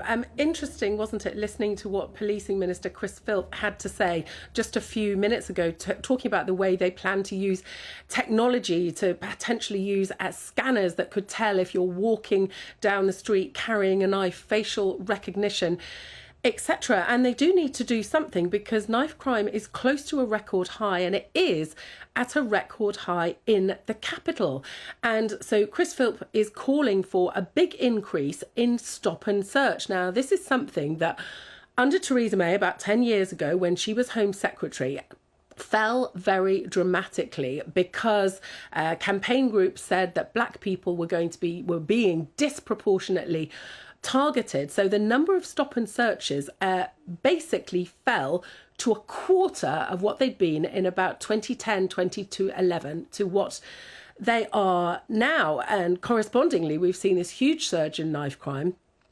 And so the government is having a change of heart. Chris Philp says stop and search is a vital tool that is not used nearly enough, and that basically the police must use the powers available to them without fear or favour. What we can't do is tiptoe around those powers in an effort to appease. So this won't be popular with everybody. Sadiq Khan, the Mayor of London, has said that he wants to reduce the use of stop and search, but the Met Police Commissioner is saying, no, we need more of this because look at the evidence, look what's going on in the streets around the country and in London. Something needs to change. So the police often feel uncomfortable. They feel that they don't have the confidence to conduct stop and searches, and they're worried about community tensions. But clearly, something has got to change. OK, and bring us up to date on these changes to sex education that Gillian Keegan's been bringing in. And this is a change away from sort of contested political ideology in schools. Yes, it is. We expect to hear the details in the next day or so. Whitehall says it's still being worked on, but basically a couple of fundamental things. First of all, potential ban on teaching children sex education before the age of 9. And the second thing is that at primary level, primary and junior school, children should not be taught about gender ideology. The government is saying that that is a contested subject that should not be taught. And in fact, a lot of the things that are sometimes being talked about in primary school now shouldn't be being dealt with until children are in secondary school. So that will please, I think, many parents, not everybody, of course, but some of the, thoughts about many, 72 different gender identities, etc. A lot of people feel that this is very confusing to young children, and this is the sort of topic that should not be addressed in primary school. They want primary schools to stick to biological facts only. It's interesting just looking at some of the views coming in as a parent. Why does the parent not know what your children's buying on the internet? And lots of... I shouldn't have read that one out, but lots of people giving us their views. I'll try and filter through some of the better ones a little bit later on. For now, Catherine, thank you very much indeed. Some of the better ones. This is the portrait of the king. I just got that in one of the newspapers. I think the difficulty is a lot of people can't see it. It doesn't sort of stand out. But it is beautiful. Once you get up close to it and you can see the detail involved, I think it's just... I think it's fabulous. Stunning. Absolutely agree. I actually think it looks better in the frame than the way it is being shown in a lot of the papers, sort of just all red, because it's got a very stark black frame, which really... Well, I think frames it perfectly. Nice one. Let us know what you think this morning. Figures from the Trussell Trust show that 3.1 million emergency food parcels were provided last year, with more than 1.1 million of those going to children. Yeah, the Director of Policy for the Trussell Trust, Helen Barnard, joins us now. Quite shocking when you hear about the increase in the number of these, and we know that people have been really struggling with the cost of living in this, I suppose, is the tangible example of how bad it's got for people. It is, but actually it's more than the cost of living crisis and the pandemic, because this trend was starting before even COVID hit. So over 5 years, we found that the need has doubled the number of food parcels we're having to provide, because it's what we've really seen is the uncovering of a longer term crisis, which is driven mainly by our social security system not providing the protection that it should provide when times get tough and any of us could need some help, but it's not currently doing that job effectively. Helen, a lot of people are in a dilemma about this one. I would have been one of them before I started helping out at some food banks, and seeing people believe they need it. Whether they need it or not, they believe they need it. They really think those who are into it big time. And it's wonderful to see just the relief that these give mentally, physically, financially, nutritionally for all of this. But the point I'm going to ask you is, you will get a section of people who need food banks and won't use them. And you get people will say there are people who use them that don't need to use them. They're a controversial thing. What would you say to someone who's debating about whether to use a food bank or not? Well, you're right. We find that people put off coming to the food bank as long as they can. So most of the time, by the time people do come, they are already skipping meals, going without other essentials. They're almost always in debt. They're behind with bills. And I think there's two things that happen. There is a sense of shame people feel because they want to be able to support themselves and they're just stuck in a position where they can't. And people often also will say, well, there must be people even worse off than me. I think I would say our food banks are there in communities for whoever needs them, and we will be there for as long as we're needed. But I think it's important to say that food banks are not the right solution to this. The problem we're facing is people not having enough money to cover essentials, to afford the essential costs we all need. And we know food banks are not the answer. The public, when we polled the public, an enormous majority say food banks should not be needed in a modern society. People should have a decent income so they can afford those costs without having to turn to charity. A British thing, do you know? And I'm just asking because, you know, last week we had great GDP figures. Our economy's growing up by more than was expected. We're beating America, we're beating France and Germany. I mean, is there hope that this is going to get better, or have we become a nation that is in a sort of vicious circle with all of this? And we're not going to leave food banks again. Food banks are here permanently. Here to stay. But do other countries use them? Well, I think what's really important is, so if you look under the surface of all that economics data, the long-term trend is that we're seeing more people pulled into really deep poverty and destitution. So there's other research from the Joseph Rowntree Foundation and others that has shown that over the last five to 10 years, there has been a really steep increase in the number of people facing very severe hardship. And I actually think we can end the need for food banks because we've seen where we can make progress. So when we, during the pandemic, when the £20 uplift was put into universal credit, you could see poverty fall at that point. When we've seen over the last year or so, every time a cost of living payment has gone out, there's been a dip in the need for food banks. So we do actually have the solutions. What we haven't got yet is political leaders who are stepping up to commit to taking the action that can turn this around, because it cannot become our new normal, because it didn't used to be like that. It doesn't have to be like that, but we do need to act. But Helen, it is going to become our new normal. They're not going away. I just cannot now see an issue. I've been involved in this extensively in the Manchester area, in the Belfast area as well.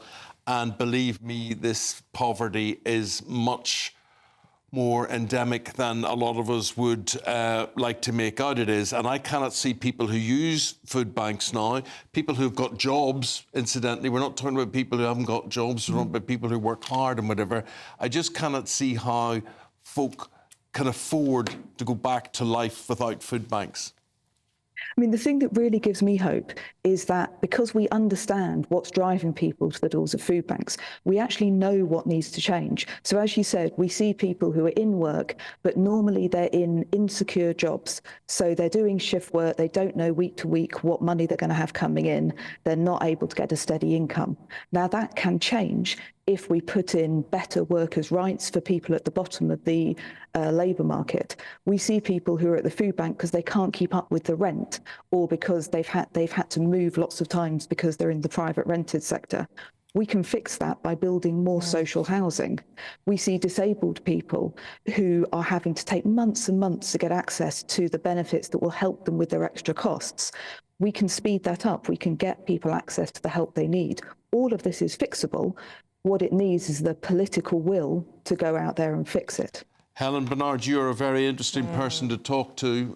You're the sort of person that can fix these things. Very good to talk to you. Helen is Director of Policy at the Trussell Trust, and she's based in Leeds. Thank you very much, Helen. The figures are stark. 1 in 3 children in this country now in 2024 Britain live in relative poverty. 1 in 6 live in food security, and pensioner use of food banks is up 27% in the last year. There's something going wrong. The question is, how do we fix it? Let us know. Have you ever used a food bank, or are you of the belief, and some people I'm seeing already here, people just like free food? I would exercise a bit of compassion. I think it takes a lot of humility to go to a food bank. I think we should all be really thoughtful about this issue rather than judging and casting aspersions. On the edge thinking, I would like to, or I need to, but I'm not going to. And those are the people to have the debate with and the talk with. And what's your view on it? Have your views on food banks changed? Or do you think, as Isabel was saying, that, you know, to a lot of people they're just seen as freeloading? Let us know. Some other stories this morning on this Wednesday. Here's what we've got for you. The first official painted portrait of King Charles has been unveiled at Buckingham Palace. It was done by the renowned artist Jonathan Yeo, who has previously painted the likes of Sir David Attenborough and Tony Blair. In the new picture, the King's hands sit on a sword with a butterfly landing on the shoulder. This is a nod to his environmental work. In a new bid to curb obesity levels, the NHS has started offering overweight men cash rewards for slimming down. It's been very successful, sending daily text messages, offering men up to £400 to get fit. It was more traditional than successful diet plans, and it's been nicknamed the Game of Stones and will likely be rolled out across the NHS following its success. Let us know, do you think that's a good idea? TV presenter Anne McParland has become a dad. His newborn son is Wilder Patrick McPartlan. The Geordie star and his wife Anne-Marie Corbett announced the happy news on Tuesday with an Instagram post that showed off Ant's new tattoo tribute. In a touching nod to his friendship with Declan Donnelly, the star has made Dec baby Wilder's godfather.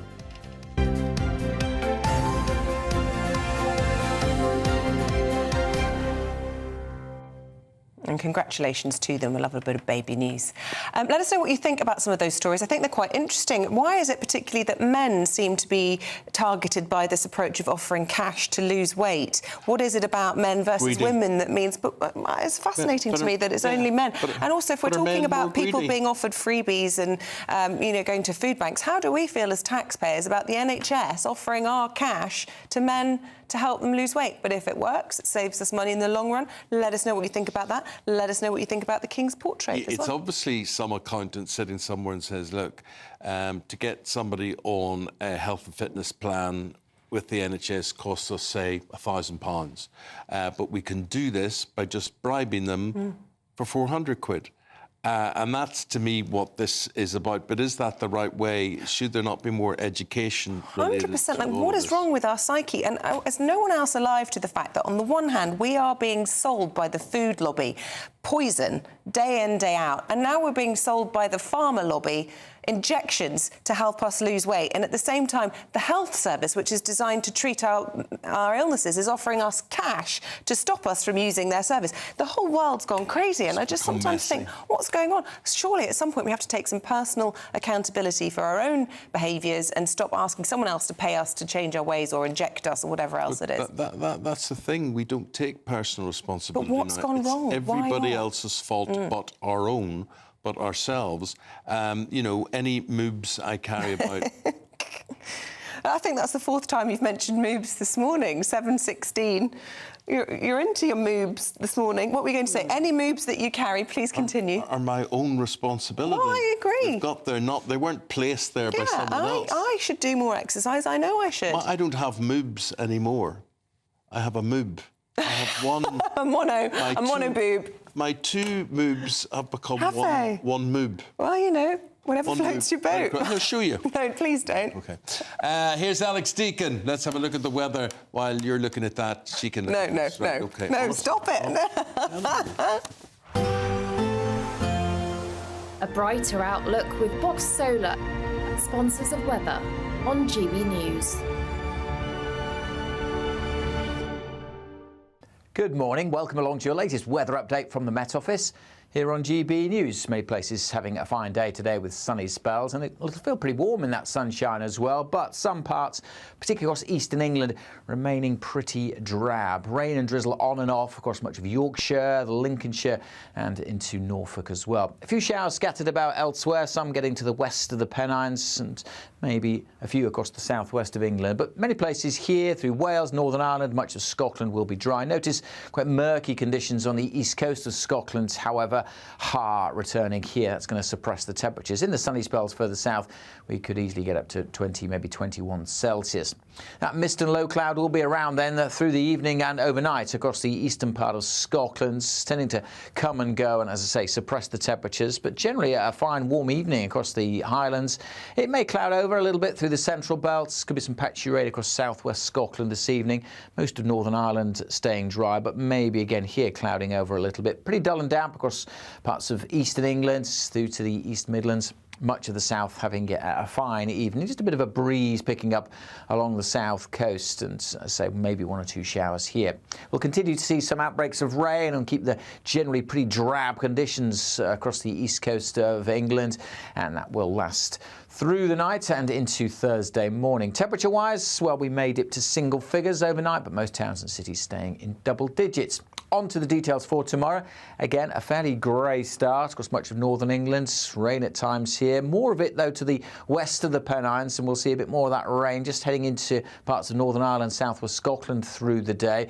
A few more showers in the south tomorrow. Some heavy showers likely to develop by the afternoon.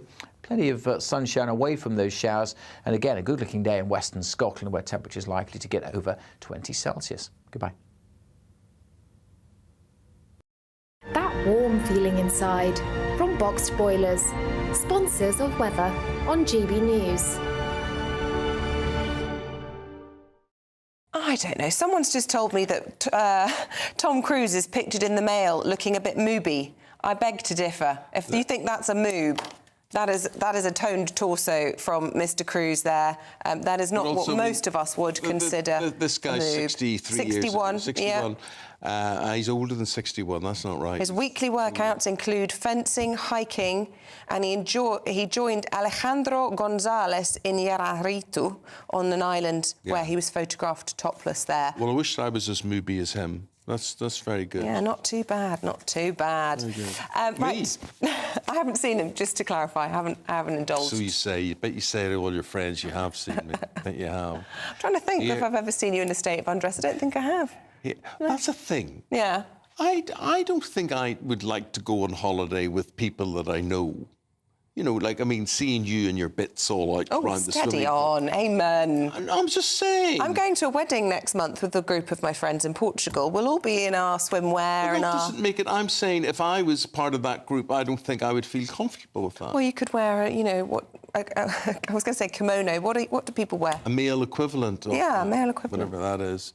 Anyway, but I don't... Are you happy enough to go on holiday with people who you know socially or you work with? It definitely does motivate a little bit of, watching what you eat before you go on one of those trips. Because my husband and I keep saying... Too late. Come on, we've got to be good. Anyway, time for you to think about what you're going to do this summer with our latest Great British giveaway, a chance to enjoy a spectacular summer with £20,000 in tax-free cash. Oh, think of all the bits of plastic chicanery you could get rid of your moobs with that money. You could get rid of that, absolutely. Here's how it could be yours. You really could be our next big winner with an incredible £20,000 in tax-free cash to play with this summer. What would you spend that on? Well, whilst you're thinking about it, listen to some of our previous winners getting that winning phone call from us. I'm Charles. I'm on £18,000 cash. It was just amazing, and as soon as it goes into your bank account, it just changed. It's a life-changing thing. Just go for it. It's an absolute must. You must try and go for it. The next winning call could be answered by you. For another chance to win £20,000 in tax-free cash, text WIN to 63232. Text costs £2 plus one standard network rate message. Or post your name and number to GB05 PO Box 8690 Derby DE1 9TT. UK only. Entrance must be 18 or over. Lines close at 5 p.m. on the 31st of May. Full terms and privacy notice at gbnews.com/win. Please check the closing time if listening or watching on demand. Good luck. Well, that's a good competition. That's a good giveaway thing there. You're asking about food banks, and Sammy says benefits should be tokens for food and essentials instead of giving money away in benefits, so they should be giving directly. I think the food banks are a winner because a lot of the supermarkets are going to get rid of that food anyway. It's going to landfill, and therefore it's being used properly. I think it'd be fantastic if a lot of the food that is not used by restaurants, cafes, supermarkets was then able to be redistributed to those who need it or the homeless. I mean, it doesn't cost the taxpayer any money, so I don't know why people get so irate about this. People saying to me that I'm naive and people are just queuing up for freebies. Be that as it may, why does it bother you if it's not costing you any money and if it's actually using Jazzy food says that's otherwise people going to be will wasted? always use something that is free. I'm waiting for the beer and wine bank. That'll be a busy one. Right, we're back right after the break, and we're asking if parents should be fined for their children's bad behaviour. Next.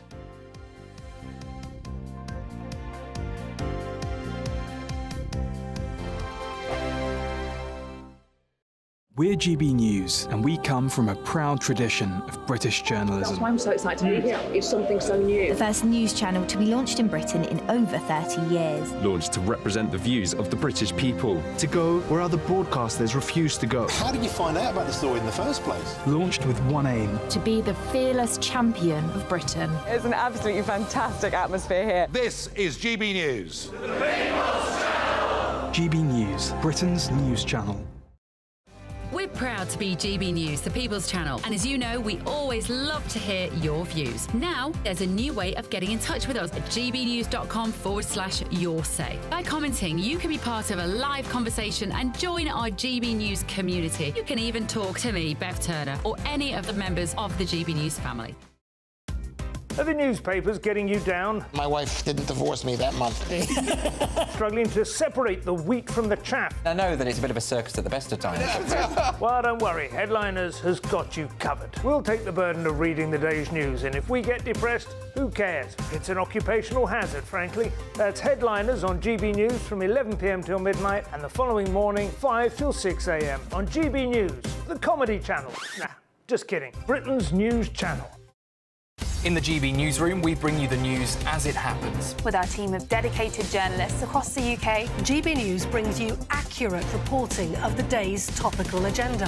When the news breaks, wherever and whenever it's happening, we'll be there. This is GB News. The People's Channel, Britain's news channel. I'm Patrick Christie's. Every weeknight from 9, I bring you 2 hours of unmissable, explosive debate and headline-grabbing interviews. What impact has that had? We got death threats and the bomb threat and so on. Our job is to do what's in the best interest of our country. You made my argument for me. My guests and I tackle the issues that really matter with a sharp take on every story. I'm hearing it up and down the country. That was a beginning, not an end. Patrick Christie's tonight from 9 p.m. only on GB News, Britain's news channel. Join me, Neil Oliver, every Sunday night at 6 p.m. on GB News. And if an hour is not nearly enough for you, go to gbnews.com for special extended episodes online every Friday at 9 p.m, where we can truly get into the nitty-gritty of what's going on. GB News, Britain's news channel. Join me, Camilla Tominey, every Sunday at 9:30 when I'll be interviewing the key players in British politics and taking them to task. This report basically says that he's not fit to stand trial. With an upcoming election looming over Westminster, now is the time for clear, honest answers. I agree. And that's precisely what I'll get. Is he indecisive? Incompetent? That's the Camilla Tominey Show at 9:30 every Sunday on GB News, the People's Channel, Britain's election channel.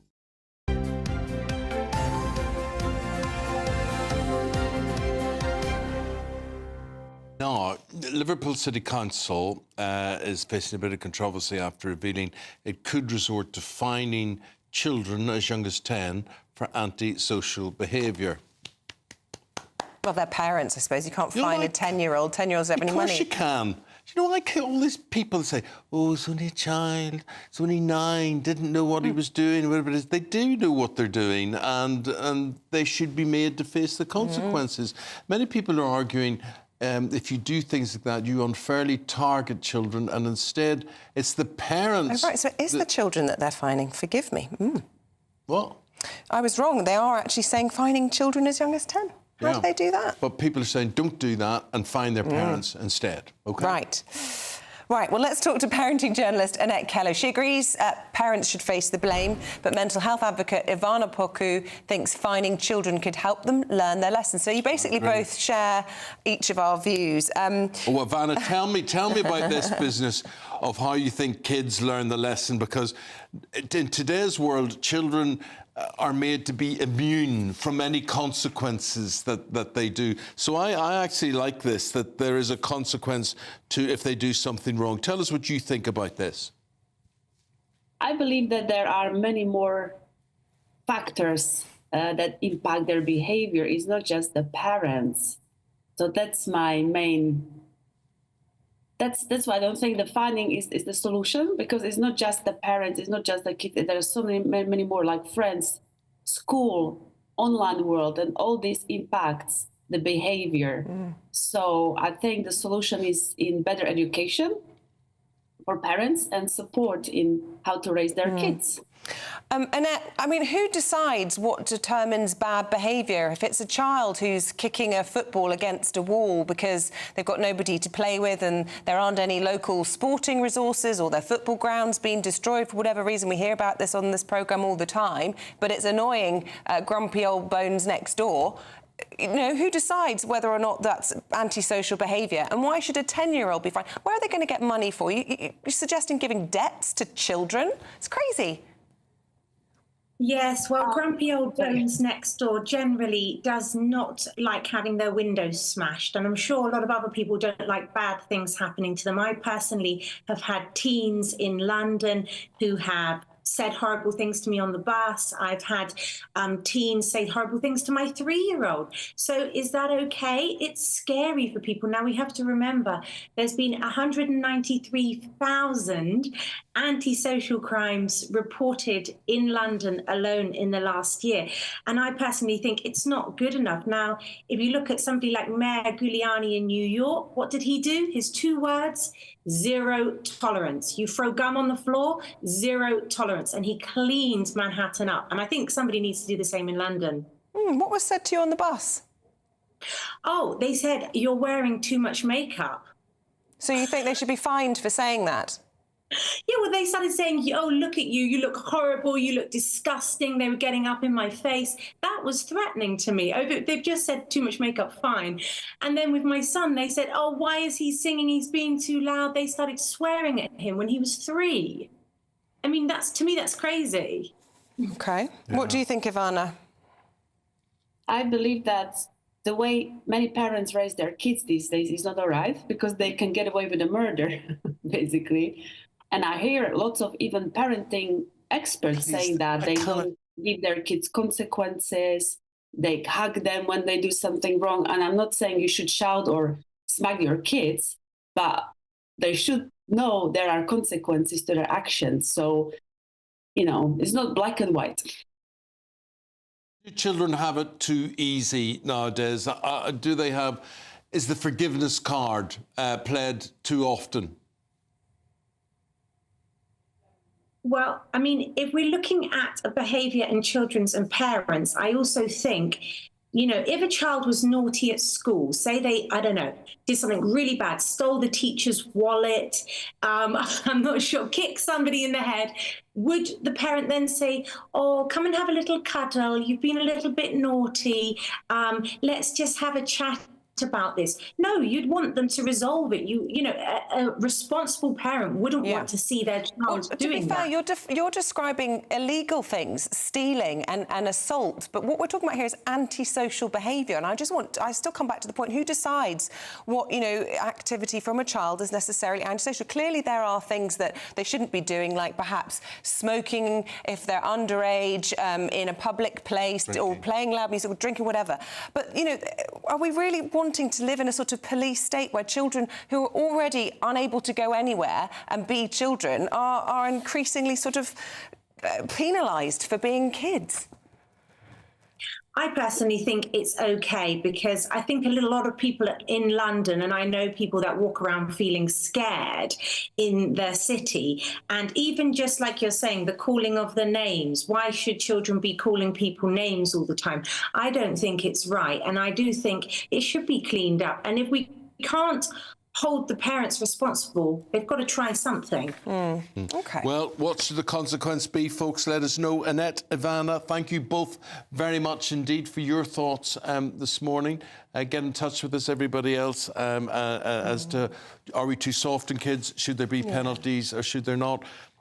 When I think of when I was young and you played football in the street, and the awful thing is, when I look at it now, hitting people's cars with footballs and creating dents or scores on the paint and things. But that's just what you did, that's what you played. But that was an awful thing. I mean, the ball getting into people's gardens is inconsequential. But hitting somebody's car with a football... And that just doesn't happen now, because you can't... There's so many cars on the road, kids can't play out in the street anymore. There isn't so much space anymore for children. It is an issue. Right. I'm not defending antisocial behaviour at all. I'm very strict parent. We used to play... But I think kids need to be kids as well. We used to play in the street, and the lampposts were goals and things.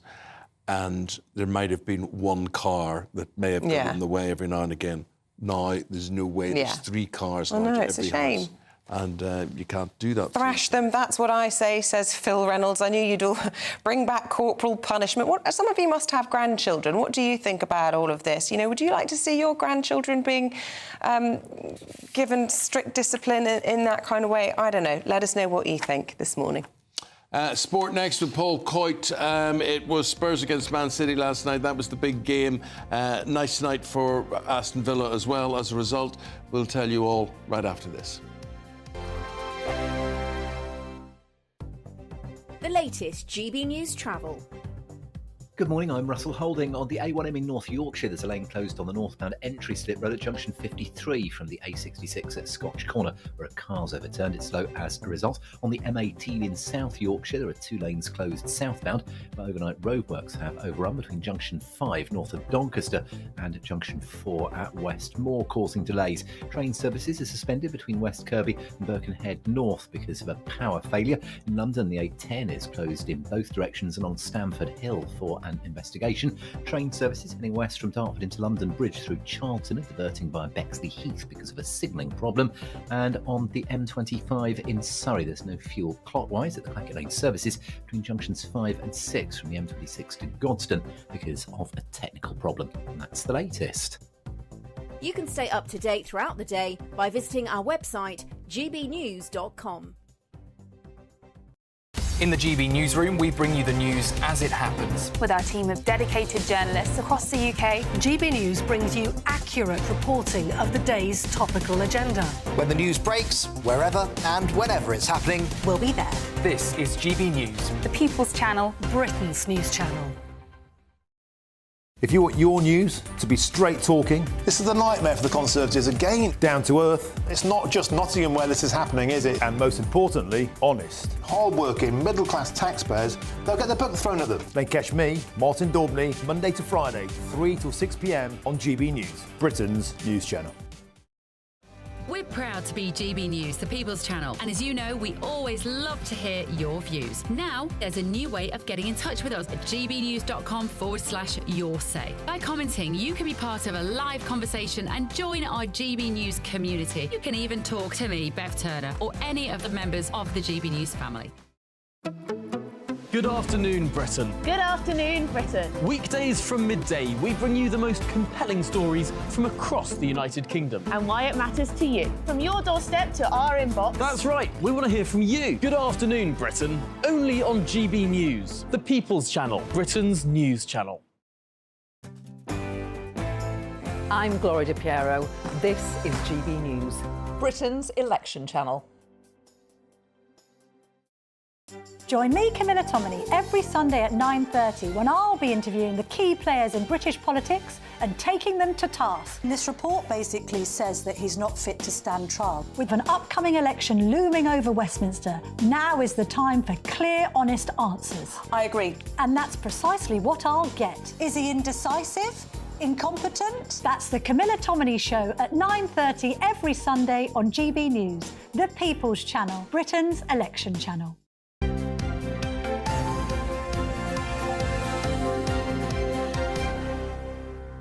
So much consequence with the football matches that were played last night. Paul Coyte's here to tell us how it has affected the title race. All the Arsenal fans that were wearing Spurs shirts for the first time in their entire life yesterday have now probably just chucked them out the window because Spurs did Arsenal no favours yesterday. Although it was going to be hard. It was never going to be easy. Yeah. It was Spurs v Man City. Man City are the champions. They go to Tottenham. And should Spurs win, well, that would pretty much scupper, we'd say, Manchester City's chance of winning the Premier League. But that team is a machine. They are a machine. They are a machine. And this will make it, if they do win come the weekend and they take the title, that'll be 4 years in a row. 4 years on the trot. That's never been done. Never been done before. Mm-hmm. So they have to play West Ham at home, which you would think they would win. Arsenal are playing Everton at home. You would probably think they would win that too. So really it's a matter of where are we at the moment, and Manchester City are now 1 point ahead. So it looks like it will be City that will do that. But it was an interesting atmosphere. You know, we spoke about that, of how Spurs fans would feel about the whole situation. Some saying that, you know, we want to lose to Man City. Nobody ever wants their team truly to lose. But the fact that it was almost like, is there anything to play for here? And are we happy to lose to see Arsenal not win the title? The answer for quite a few was yes. And Ange Postecoglou was not very happy. No, he wasn't happy. Villa were winners, though, last night. So, therefore, they now qualify for the Champions League at the expense of Tottenham Hotspur. Yeah. So, I mean, they've been brilliant. And under Unai Emery, it's honestly, they've gone from 17th when he came in, then to 7th, now up to 4th, and just think they were in the Championship a few years ago. Yeah. So it's been a real success story, and it shows what a good manager And some interesting games tonight. You've got Brighton against Chelsea. You've got Manchester United against Newcastle. Maybe we've got the rain in our favour, maybe the leaking roof. That was terrible to watch that. You know, it was humiliating to watch. It is. I don't know if you saw any of the behind-the-scenes footage. Theatre of dreams. It's not supposed to just nightmare. Absolute nightmare. I think it's embarrassing for all of us as fans to think that's what our stadium has come to. I think so, but Ineos, I think, are determined to try and sort things out. They're talking about a new stadium. I think they've been landed with it. I know, but you'd think all the money that was coming into the club, you're not telling me it's a poor club. They should be able to do stuff like that. Yeah. But anyway, that's another story altogether. But Manchester United could finish behind Newcastle for the first time since 1977. Just a wee thing I want to say. Rory McIlroy, who I'm very fond of, I think is a great golfer. There's a lot of things go on maybe that doesn't concentrate his game. He's filing for divorce now as well. This is the eve of the PGA. Yeah. I mean, it's sad. He's got a 4-year-old daughter. He met his wife, Erica. She was working for the PGA. And actually, interestingly, when he met her, he was playing in the Ryder Cup and he was late for tea time. And it was like, what am I going to do? She sorted out a police escort for him. So, I mean, you're going to fall in love and marry a woman like that. And when you say tea time, you don't mean like a sandwich and cup of tea. You mean like a tea off time. Oh, no, I meant he needed a cup of tea, so he was a bit late.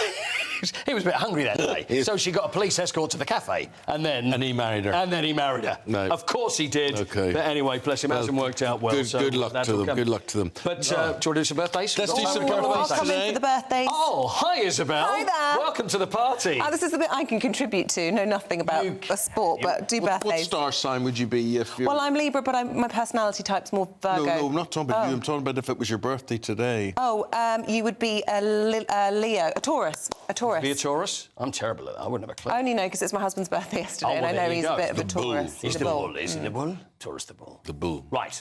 First one, please. Who is it? How old are they today? You're not going to have any problem with either of these, I'm sure. Who is that? That's Sarah Phillips. It is. Yeah. Are we Phillips or Tyndall? Does she go with the Phillips? She goes with Tyndall, does she? Tyndall now, yes. Yes. She wears great hats. She always looks well. Fab. A very good friend of yours, approachable. Eamonn. 45?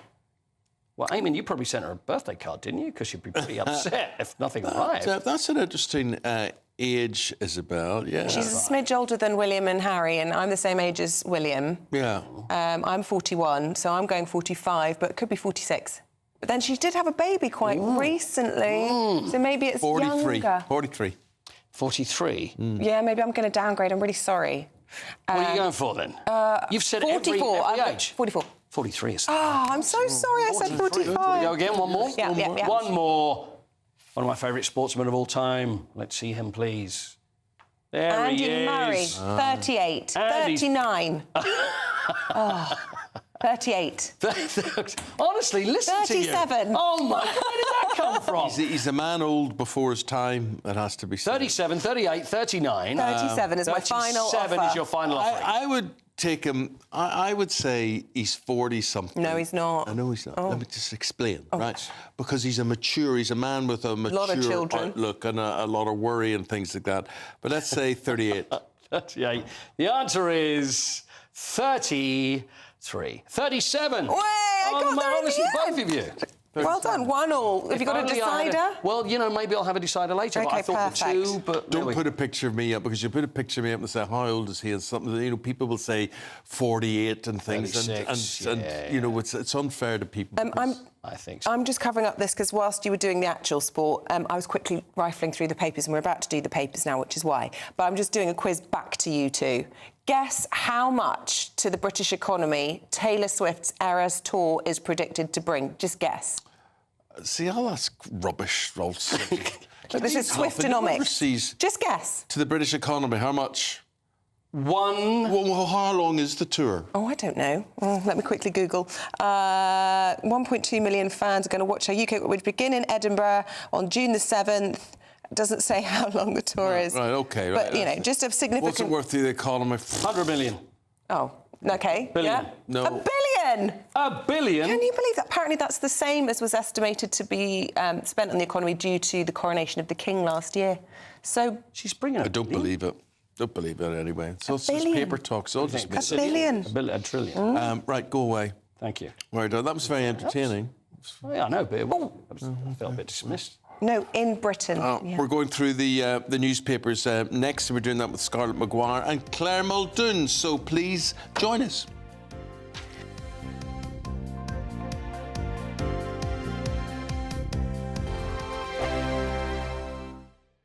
We're GB News, and we come from a proud tradition of British journalism. That's why I'm so excited to be here. It's something so new. The first news channel to be launched in Britain in over 30 years. Launched to represent the views of the British people. To go where other broadcasters refuse to go. How did you find out about the story in the first place? Launched with one aim. To be the fearless champion of Britain. It's an absolutely fantastic atmosphere here. This is GB News. The People's Channel. GB News, Britain's news channel. Britain's Newsroom. Weekday mornings from 9:30. We've got some good news. Because the King will return to public life, we think he's going to carry out some duties tomorrow. Wow. And with just a week to go before Prince Harry visits the UK to mark the 10th anniversary of the Invictus Games, could the family see a reunion? Ingrid Stewart, editor-in-chief of Majesty magazine, joins us now. Good morning, Ingrid. Lovely to see you. Sometimes with feuding families, it takes an unexpected and potentially life-changing event to bring them together. Are we going to see that now? I don't think we're going to see William and Harry together, but I do think that King Charles will make an effort to see his son. He'll want to see him. They'll both be in London at the same time, I believe, because it's the Prime Minister's meeting. So there is no real reason why Harry shouldn't see his father. But, you know, for William, it's a bit different. So maybe they'll get together, but I would only be guessing. And my guess is that they probably won't. Invictus Games, Ingrid, it has been a great triumph for Prince Harry. We shouldn't take that away from him. It'll be fascinating because he's going to be at that service, I think, at St Paul's next week to mark the 10th anniversary of Invictus Games. Will it be odd if there is no other member of the royal family there? Because that's what I'm hearing. There'll be no royals there at all apart from Harry. I also heard the same thing. I gather that the actor Damon Lewis is actually reading the poem Invictus. And I think that Harry will probably want to, you know, to take the main stage himself. This is his baby, as if it were, and it's something he's worked at very hard, and perhaps one could say one of his few successes. So I think he will want to claim the high ground. Are the newspapers getting you down? My wife didn't divorce me that month. Struggling to separate the wheat from the chaff? I know that it's a bit of a circus at the best of times. Well, don't worry. Headliners has got you covered. We'll take the burden of reading the day's news, and if we get depressed, who cares? It's an occupational hazard, frankly. That's Headliners on GB News from 11 p.m. till midnight, and the following morning, 5 till 6 a.m. on GB News, the comedy channel. Nah, just kidding. Britain's news channel.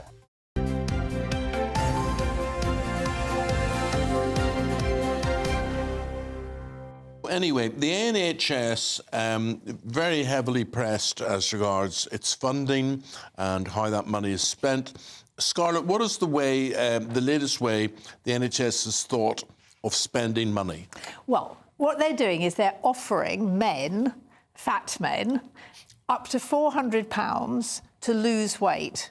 And obviously it's a trial. And if it works, it will save the NHS an awful lot of money, because the problem with overweight people, not just men, overweight people, is they cost the NHS a lot. We're talking about hip replacement. Yeah, but you say they're overweight people, but yet this bribery works better for men. Yeah. Men seem to succumb to money more easily than women. Yeah, no, I mean, and this is what. So it's good that it's targeted.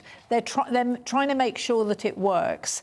And what they're amazed at is that how well it works. And although very few men who were on the trial actually got the £400, yep, you do get a bit of money for every bit of for if you manage to lose 5% of your body weight. And because they're doing it in healthy ways, what they're hoping, and this is over a year, so it's not like a crash diet, and because when the 5-2, where you ate for 5 days and you starved for 2, men loved it, and it was great, and they lost pounds and pounds and pounds, and within 4 months everything was back. But in principle, it's wrong, isn't it? I really hate it as an idea. Not only is it unfair on the girls because they get left staying fat and they don't get the bribe, but I just don't think that's what I want my hard-earned tax to be spent on. So would you? How do you get people to lose weight? I don't know, because I think there is a societal problem in all of this, and I think it's much bigger than food or weight. I think it's about like doing the right thing, having a sense of like what's right and wrong, and I think that's gone. And I do think it boils down to really simple things like, you know, taking some responsibility for yourself. Would people become lazy?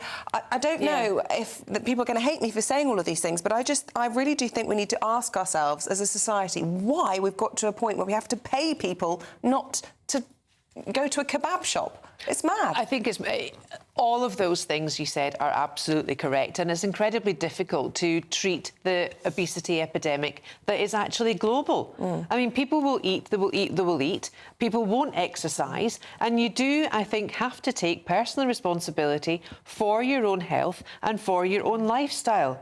And I don't think by offering financial reward necessarily is the way to do it. Eamonn, wouldn't you prefer that our taxpayers' money would be spent perhaps on not dangling horrifically cheap poison to us in every petrol station, every place you go to, a newspaper, everywhere? It's impossible. We're human beings. You know, a lot of us are working too hard. We're tired. We're stressed. We're eating our feelings. You know, we shouldn't be tempted so much, I don't think, number one. And wouldn't it be better, rather than spending this money on bribing people, just saying that we should be putting a fat tax on, or a sugar tax, or you know, all of these things? I mean, of course we should be. But in the meantime, right, you know, we are where we are. We have fat people, and fat people cost the NHS a fortune. You're more likely to get cancer. I agree. If you're fat. I mean, so actually, what they're trying to do is does the end justify the means? That's what we're asking that's you. the question. Claire, so if you have a problem with HMRC, the Department of Thievery, and if you want to get in touch with them, you will find it very hard to do. Why? Because last year, they kept people on the phone for guess how long? In equivalent terms, 800 years? In 1 year. In 1 year. 798 hours people were left on the phone. It was ridiculous. Aren't they going to close this year from April to September? Wasn't there a big story about how they're just not going to man the phones? Well, no, and I think actually it was reversed. Because there was such Quite right. There was OK, good to know. Fuss, good of common sense. Because instead, they should hire twice as many people and answer the phone. Scarlett, they need to get people out from home and into the office and work, because a lot of these call centres are taken from home. Oh, hang on, wait till I get my dog sorted. Is that the doorbell? Oh, yeah, that's my Amazon delivery. No, I'm sorry. Get on with what you have to be doing. Be there for people. People do want to pay their tax if it's due, and people need help in order to do it. And don't be punitive whilst you're there. Enable, don't disable. OK, where do you both stand on stop and search? I mean, I grew up with stop and search in Northern Ireland. I was very used to it. I was one of the sort of people that I was stopped, I was searched, I was asked questions, I answered them, I never got in any trouble. I knew lots of people who the police would say, where are you going to? And they would say, what's it got to do with you? And they would end up in the cop shop, and whatever as a result. It was quite obvious what would happen. It was also quite obvious that it wasn't people in turbans who were planting the bombs and things, so why stop people in turbans and search them? But it was easy to see who you'd stop and search and from what areas they would be from, and they paid dividends and results, but that was regarded, Scarlett, as discriminatory. Well, there is a real problem about stop and search in London, because I think that young black men are 5 times as likely to be stopped as... But then also be 5 times more likely to be carrying a knife. We don't know, actually. We don't know, because they're the people who get stopped. But given that there is a real problem about trust with the Metropolitan Police, I don't think stop and search actually helps. And I think that we... so don't agree with you. I really just get it. When people are going to get it through their head, if a person from this street, this area, this neighbourhood is more likely to be carrying a weapon of some sort, then you stop and you search them, and everybody gets the message loud and clear. Yes. Well, I personally don't know why we're not talking about knife amnesties more. That was a big thing when I was growing up. We used to hear about knife amnesties, and they were collecting loads of weapons. No one talks about those. And also banning the sale of them and not letting youngsters anywhere near social media, where a lot of underage kids are getting these swords from. It's just absolutely appalling. But before that, before the advent of mass-scale social media, kids were able to go into these corner shops and these pound shops, buy these knives that were kitchen-quality knives, and there was no, how old are you, show me where you live, or whatever. There was nothing. We'll hold that thought. We will continue it when the guys are back again. Right now, here's the weather with Alex. A brighter outlook with Box Solar, sponsors of weather on GB News. Good morning. Welcome along to your latest weather update from the Met Office.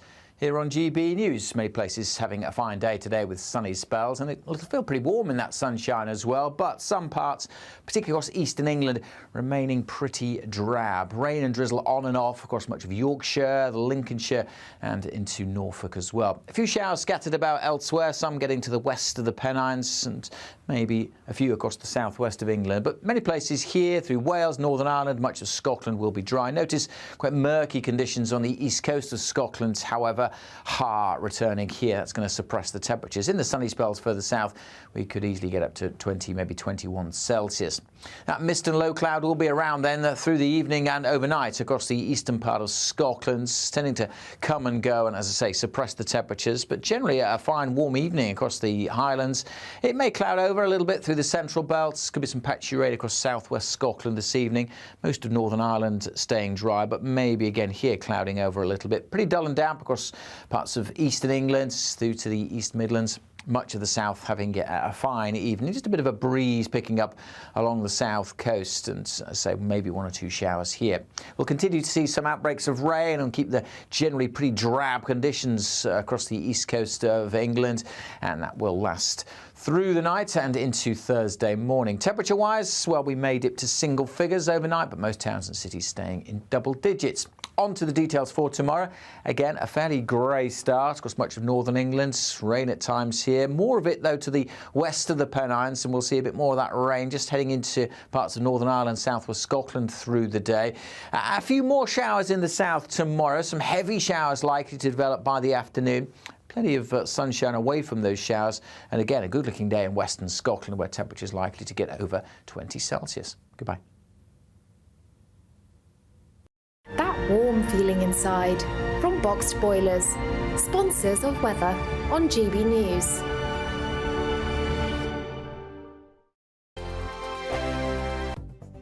The latest GB News travel.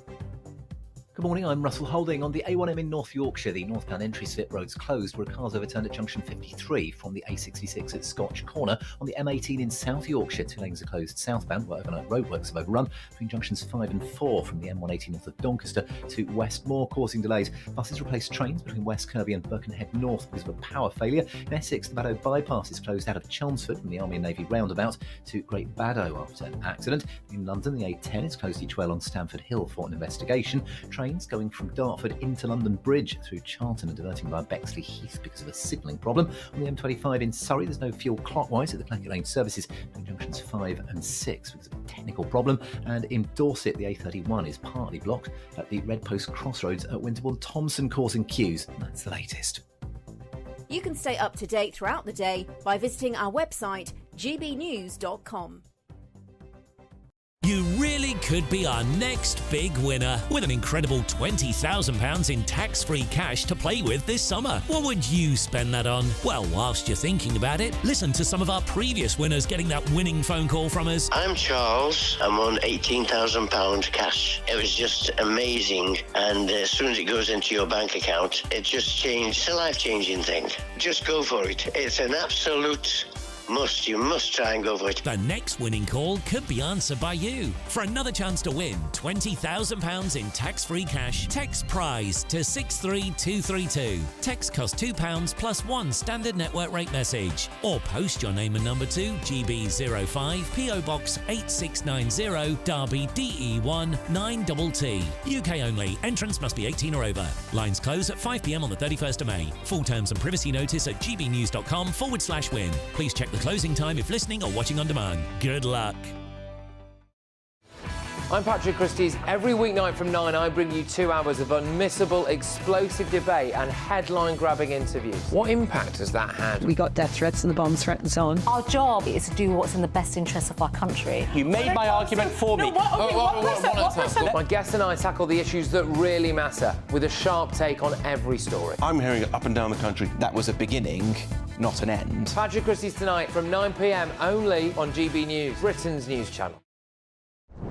I'm Christopher Hope. And I'm Gloria Di Piero, bringing you PMQ's live here on GB News. Whenever Parliament is in session on a Wednesday at midday, we'll bring you live coverage of Prime Minister's questions. We'll be asking our viewers and listeners to submit the questions that they would like to put to the Prime Minister, and we'll put that to our panel of top politicians in our Westminster studio. That's PMQ's live here on GB News, Britain's election channel.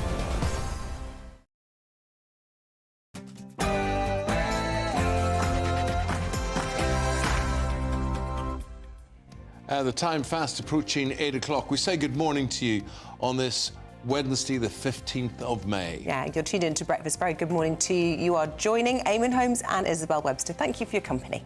The headlines this morning, a knife crime crisis. The Tories tell police to bring back stop and search. We spoke to the policing minister earlier on the programme. High facial recognition has the potential to completely transform the way that we can keep the public safe and catch a lot more criminals, and that's why we're investing very heavily in it. I'm personally really pushing it and making sure that police are adopting it. New strict rules for schools. Teachers are told they must not teach about gender identity. Yes, the government wants more stop and search and less talk in schools about gender identity. Particularly, they don't want it talked about at primary and junior school as they seek to set out dividing lines before the next election. I'll bring you the details shortly. Food bank use at an all-time high. Figures show a 94% increase in just 5 years. Charity check chaos for Harry and Meghan as their Archwell Foundation was labelled delinquent by American authorities. A team of RAF cyclists are paying a special tribute to those who lost their lives in the Dam Buster raids. More on that shortly. And in the sport, it's advantage Manchester City as they beat Spurs to go to the top of the Premier League with one game left of the weekend. Also means that Aston Villa have now qualified for the Champions League for the first time, and ahead of his huge rematch with Josh Taylor, boxer Jack Catterall will be with us live. Chilly and damp across parts of the east today, but for many there will be some warm sunshine. Top of the temperature charts likely to be across parts of northern Scotland again today. Join me later for a full forecast.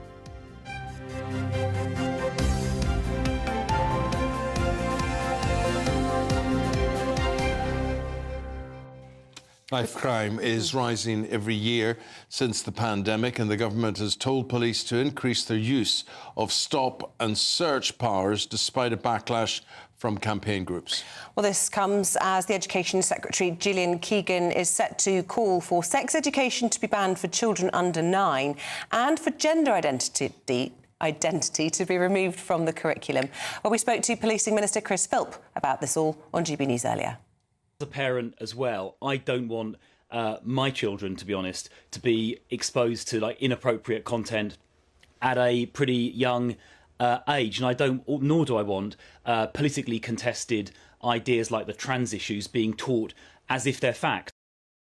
OK, well, let's start with the stop and search issue with our political correspondent, Catherine Forster. Good morning to you, Catherine. It's been really interesting seeing people's views coming in on this, and I think Melvin sums it up pretty well. He says it's better safe than ending up in a body bag. Paul Sires pointing out what the Met Police Commissioner Mark Rowley's been saying, that young black men growing up in London are 13 times more likely to be murdered than young white men. That's horrific. Better that they're stopped and searched. Yes, exactly. There's been a real change of heart, it seems, at the top of government about stop and search, because Theresa May, when she was Home Secretary, influenced by campaigners who said that black men were disproportionately targeted, basically said that it should be used less and used very carefully. And so the amount of stop and search is only about a quarter of what it was in around 2010 to 2011. But in the meantime, knife crime has surged. It's close to an all-time high. It is at an all-time high in London. Now, the London Mayor, Sadiq Khan, doesn't like it, says he wants to reduce its use.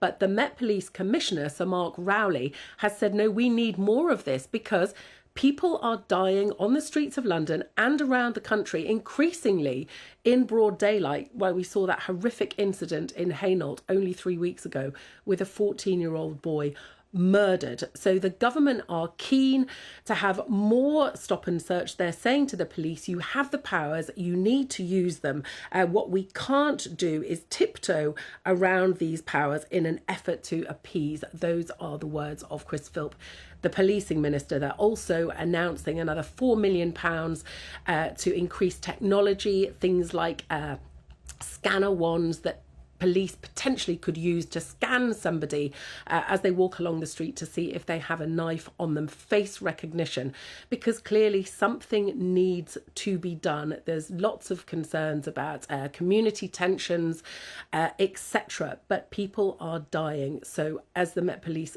Commissioner says, they need to worry a bit less about upsetting people and a bit more about saving lives. OK, interesting. People will keep sending in their thoughts and we'll try and read out as many of those as we can. What about this issue then of sex education, at the risk of setting Eamonn off on a bit of a karaoke rendition there? What's Gillian Keegan proposing to change today? Yes, well, this was supposed to be a big speech coming tomorrow, but it has been leaked to the press. Whitehall are keen to say, oh, it's not finalised, but basically two fundamental changes. First of all, she's going to be proposing a ban on sex education under the age of 9. Now, if you've ever spoken to children under the age of 9, plenty of them have got questions about how babies are made.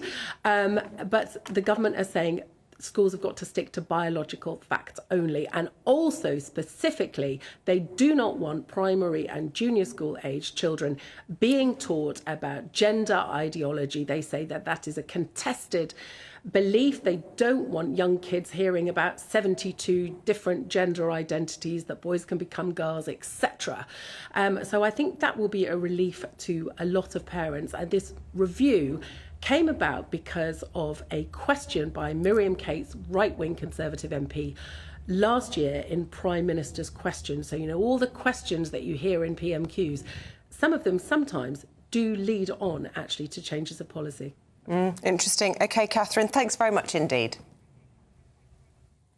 Now, the NHS has warned, on average, 10 pharmacies are closing every single week. This is just in England, but this can be reflected throughout the whole of the UK.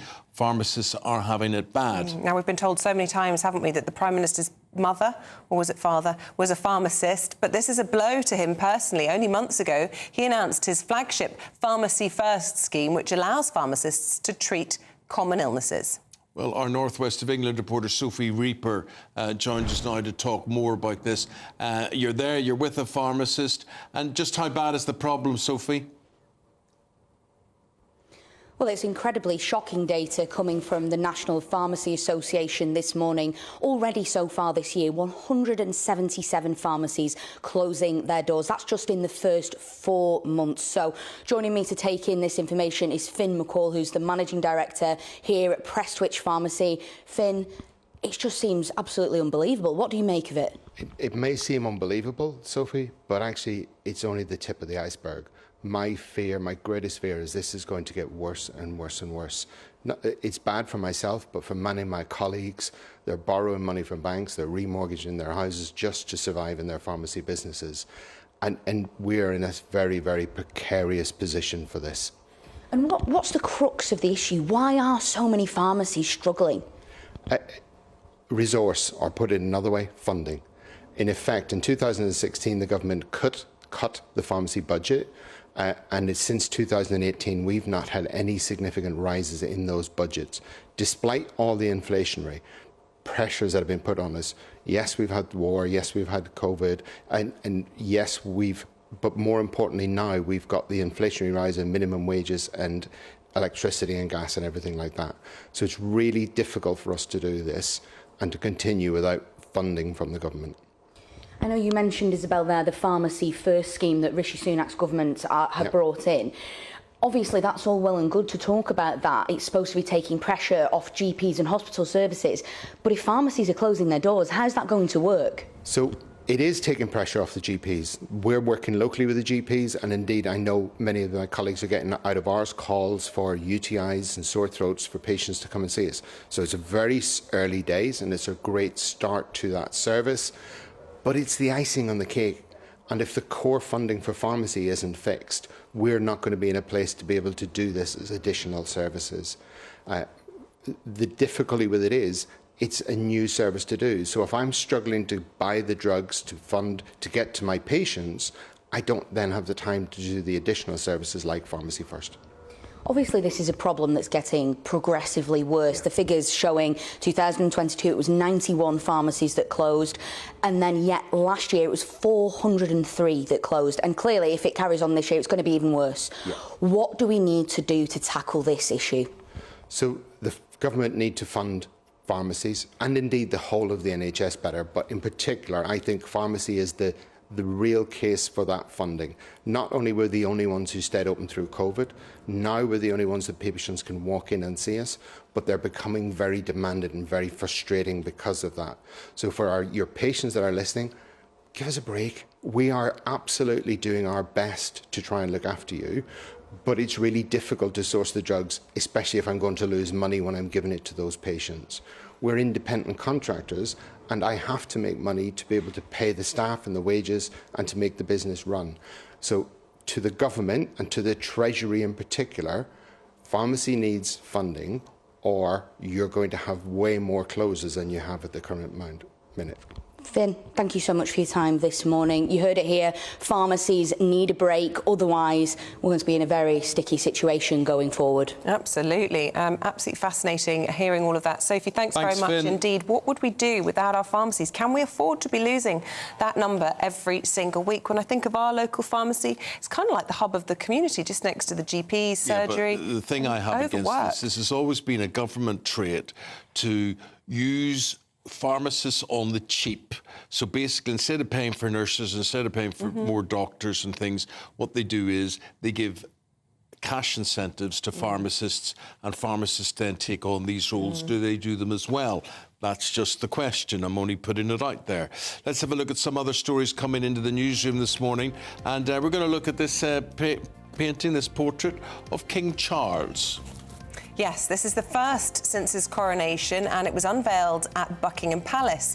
Painted by the renowned artist Jonathan Yeo, who's previously painted the likes of Sir David Attenborough and Sir Tony Blair. Well, in the new portrait, the King's hands sit on a sword with a butterfly landing on his shoulder in a nod to his environmental work. Very nice it looks too, Jonathan, we have to say. A new bid to curb obesity. The NHS has started offering overweight men cash rewards for slimming down.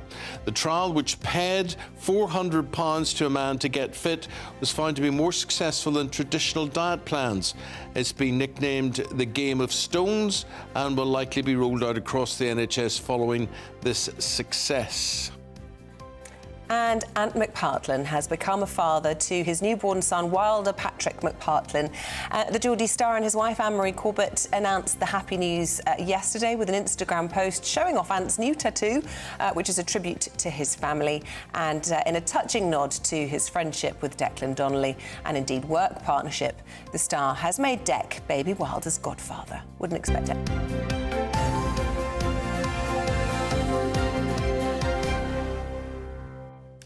The weather's always interesting this time of the year, but bear in mind it's all over the place. Let's see what's going today. Good morning, Alex Deacon. A brighter outlook with Box Solar, sponsors of weather on GB News.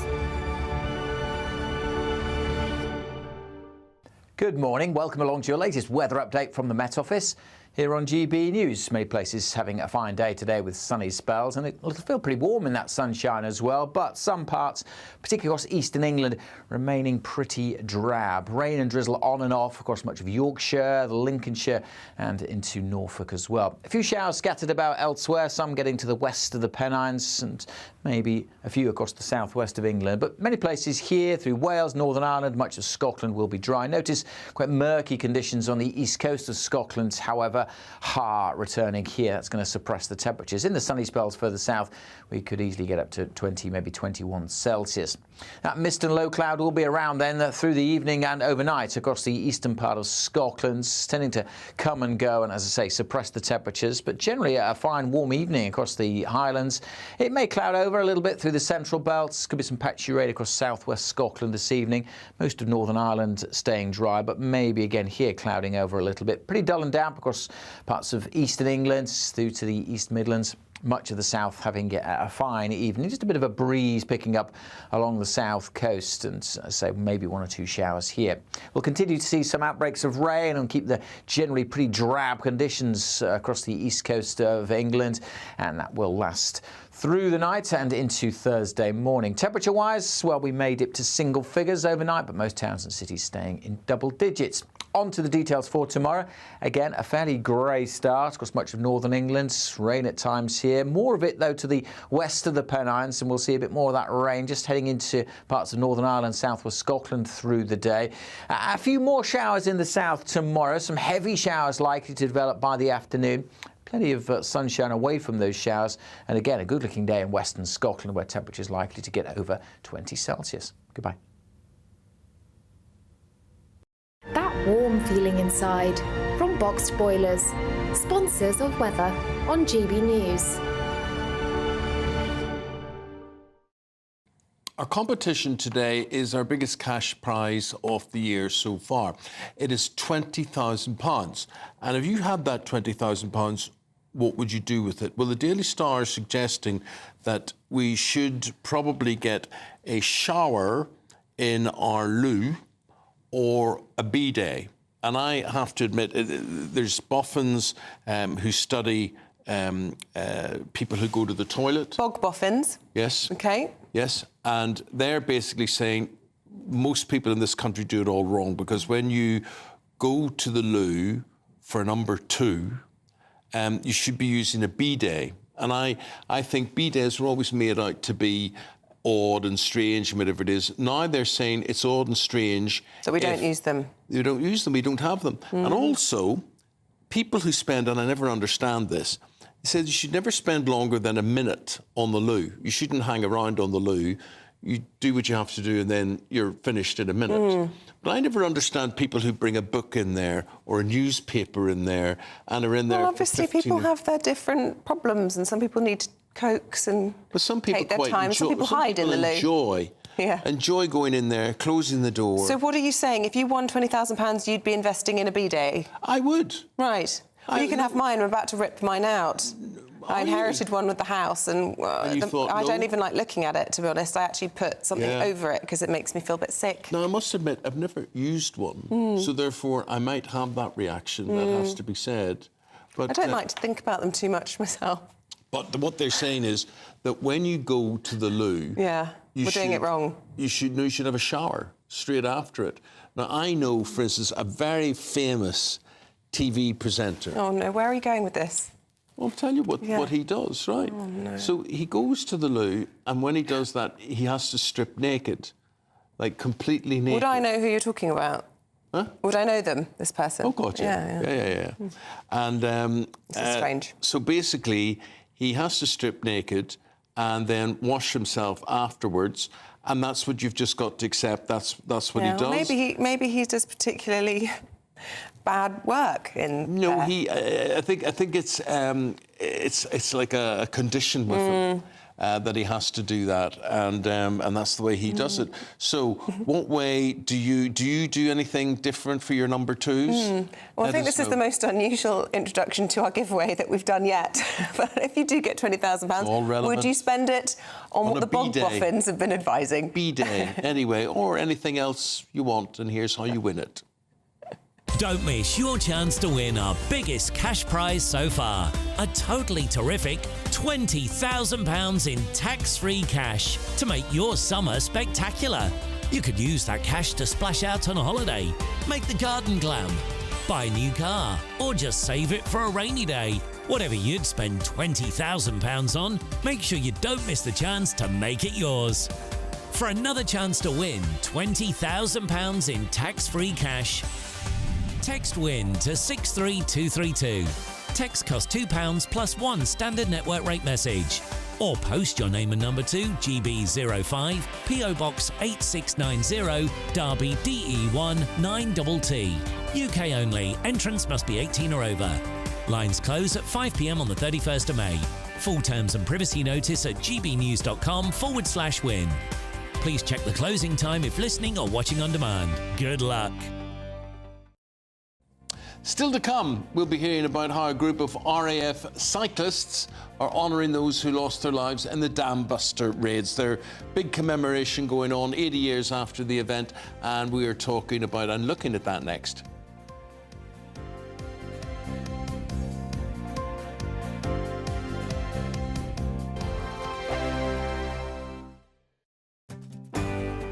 I'm Simon Evans, and this is GB News, Britain's news channel. Monday to Thursday nights on GB News with Dubes & Co from 6, followed by Farage at 7. At 8, Sir Jacob Rees-Mogg addresses the state of the nation. And at 9, join Patrick Christie's Tonight, followed by Headliners at 11. Only on GB News, Britain's news channel. Martin Daubney, weekdays from 3 p.m. Today marks the 13th anniversary of the wedding of the Prince and Princess of Wales, and they've released an unseen photograph of their wedding day. It's an absolutely wonderful picture, and joining me now to discuss this is the former BBC royal correspondent Michael Cole. Michael, always a delight. What a great way to start the week to have you on the show on a Monday. Britain's favourite royal couple, a sensational picture reminding us of why they're so wonderful and popular. Good afternoon, Martin. Yes, and I think we can, on behalf of the whole country, send our congratulations. 13 years, 3 beautiful children being brought up properly, and very, very good going. And I have to tell you this, Martin, very close to home for you, a 13th wedding anniversary is a lace wedding anniversary. And there she is, dressing in lace. Nottingham and lace were once synonymous. And what a beautiful picture this is. Not a picture contemporary from the wedding day when the prince had changed from his red tunic, which he wore for his wedding at Westminster Abbey, into a guards officer's day dress, a uniform with the frogging. Very, very handsome. I know that the Queen insisted that he wore the red tunic of the guards. I'm not sure whether he was very happy about that, because he did most of his service in the RAF. And I personally feel that the RAF blue uniform with the white bride's dress would have been better. I always think when I see red and white like that, I always think of a barber's pole. Of course, because she's undergoing treatment, and we wish her so much better as soon as possible. There's not a new photograph. 2024, a battleground year. The year the nation decides. As the parties gear up their campaigns for the next general election. Who will be left standing when the British people make one of the biggest decisions of their lives? Who will rise? And who will fall? Let's find out together. For every moment, the highs, the lows, the twists and turns. We'll be with you for every step of this journey. In 2024, GB News is Britain's election channel. 2024, a battleground year. The year the nation decides. As the parties gear up their campaigns for the next general election. Who will be left standing when the British people make one of the biggest decisions of their lives? Who will rise? And who will fall? Let's find out together. For every moment, the highs, the lows, the twists and turns. We'll be with you for every step of this journey. In 2024, GB News is Britain's election channel.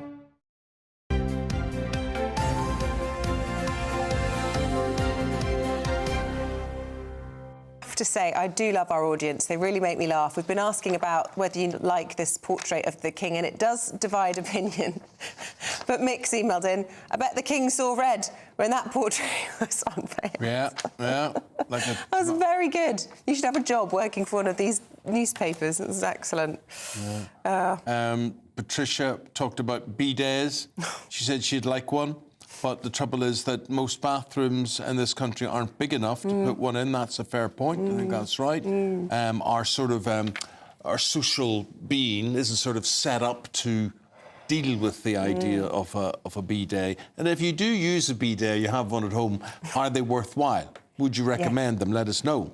Yes, do let us know on the big issues of the day. We're going to turn our attention now to something that's really important, and the commemorations that have been kicking off right across the board ahead of the 80th anniversary next month of D-Day. Well, a team of RAF cyclists are riding 300 miles to a war memorial in the Netherlands. And this one in particular is to honour an aircrew which died during the dam buster raids. Tomorrow marks the 81st anniversary of those raids, and our reporter Will Hollis joined the cyclists as they began their journey. The journey begins. Members of the Royal Air Force from RAF Digby in Lincolnshire are cycling 300 miles to the Netherlands. Their destination, the memorial site of a bomber crew shot down during the dam buster raids. Wing Commander Neil Hallett is leading the group. Dinghy Young was the 2IC to Guy Gibson. He was the first one to drop the bomb which successfully breached the Mona Dam itself. So that incredible act of bravery, teamwork, is exactly what we're about to demonstrate, albeit on a slightly different scale. Dinghy Young's crew successfully breached the Mona Dam, but on returning home were downed near the Dutch coastline metres from safety. All 7 died, washing ashore days later on the beach at Castricum-on-Zee. A memorial service is taking place to mark the 81st anniversary of their deaths. Mel has served in the RAF for 19 years. Before, she represented England at the Commonwealth Games. I think I'm going to bring a bit of experience. Some of these individuals have never ridden a bike with skinny wheels before, so but you know, we will get through this like we always do. With each cyclist goes a silhouette of the dam buster crew. Nikki Vanderdrift from the International Bomber Command Centre in Lincoln decided the memorial should make the trip to the spot the men died. It'll be a very emotional service, not least of which that we've got some of the descendants of some of those crew there with us. And I think it will be, for the cyclists, for us, and for all the guests there, it'll be a very emotional moment. On the 16th of May 1943, the daring mission led by Guy Gibson set out from RAF Scampton. Armed with the bouncing bomb, they attacked the industrial heartlands of Germany. Despite destroying 2 of 3 targets, the sacrifice was great. 53 men were killed. Stopping at the Dam Busters Inn, landlord Greg Algar welcomes the cyclists. It's brilliant. It keeps modern RAF alive, keeps the old boys alive, keeps them in touch.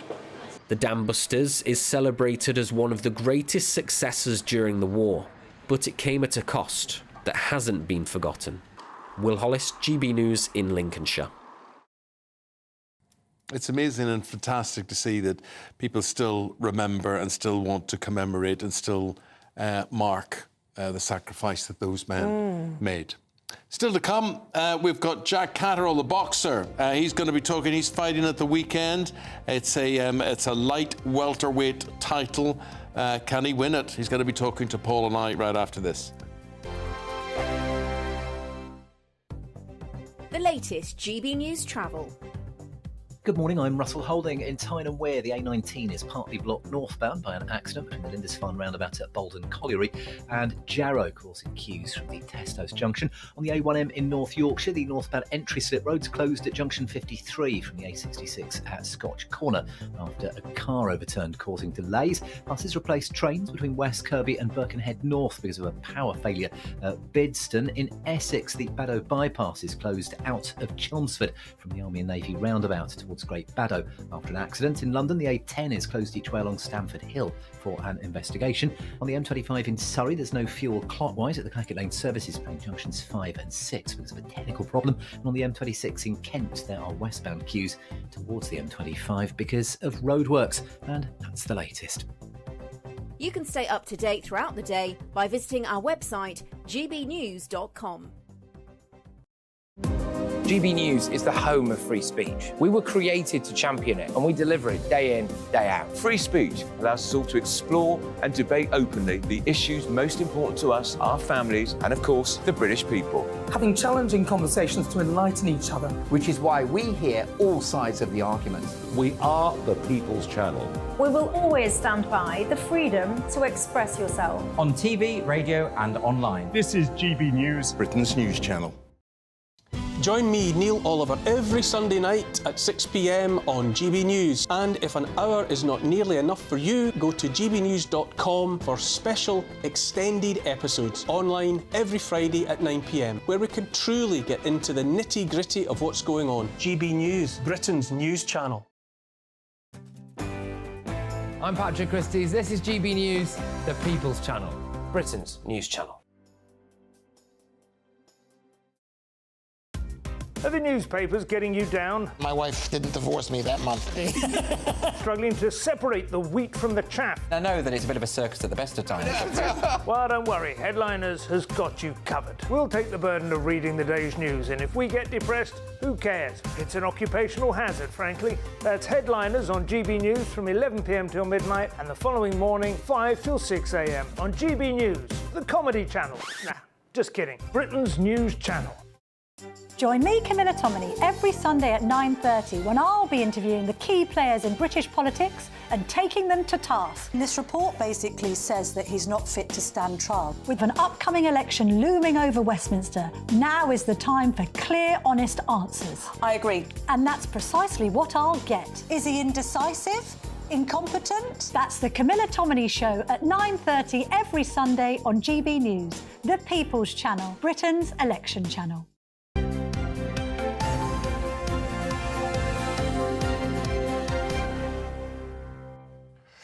Well, time to go through. We've got a big sports interview. We've got Jack Catterall here. We have. The boxer, and he's got a big fight at the weekend. Oh, this is going to be one of the... weekend after next, one of the biggest grudge matches in British boxing. Josh Taylor and Jack Catterall fought a couple of years ago. This was for the World Light Middleweight Championship, Light Welterweight Championship of the World. And the thing is, it was a very strange decision. It was a split decision. It went against Jack. So Jack finally, after 2 years, gets this rematch, and we've got Jack with us now. Morning, Jack. Good morning. Good to see you, Jack. You know, and it's nice of you to devote time to us on what's going to be such a big week for you.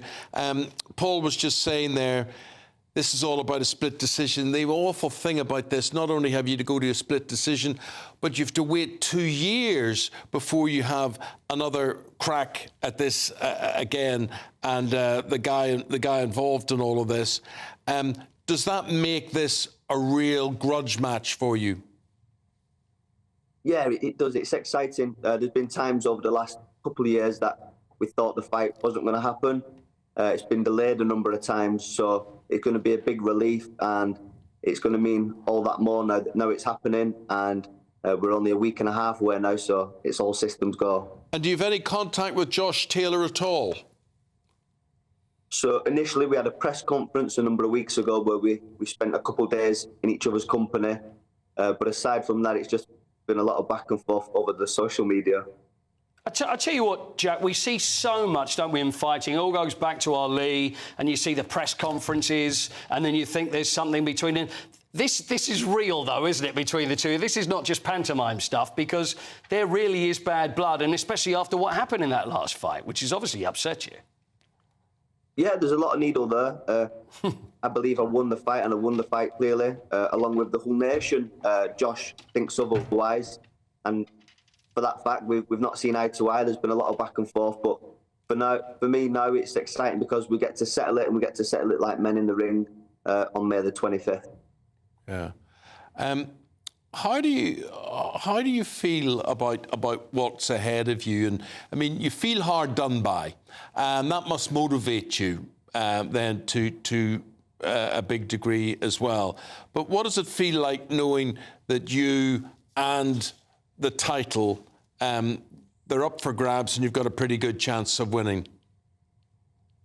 You know what? It's a strange feeling, but it's a good feeling because I know how hard I work every day. I get up and I put the work in every day. No, I don't feel sorry for myself over the last decision.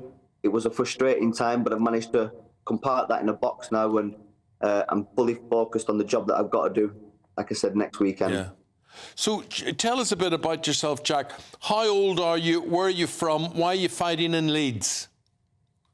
So I'm Jack Catterall, I'm 30 years old and I live in Chorley in Lancashire.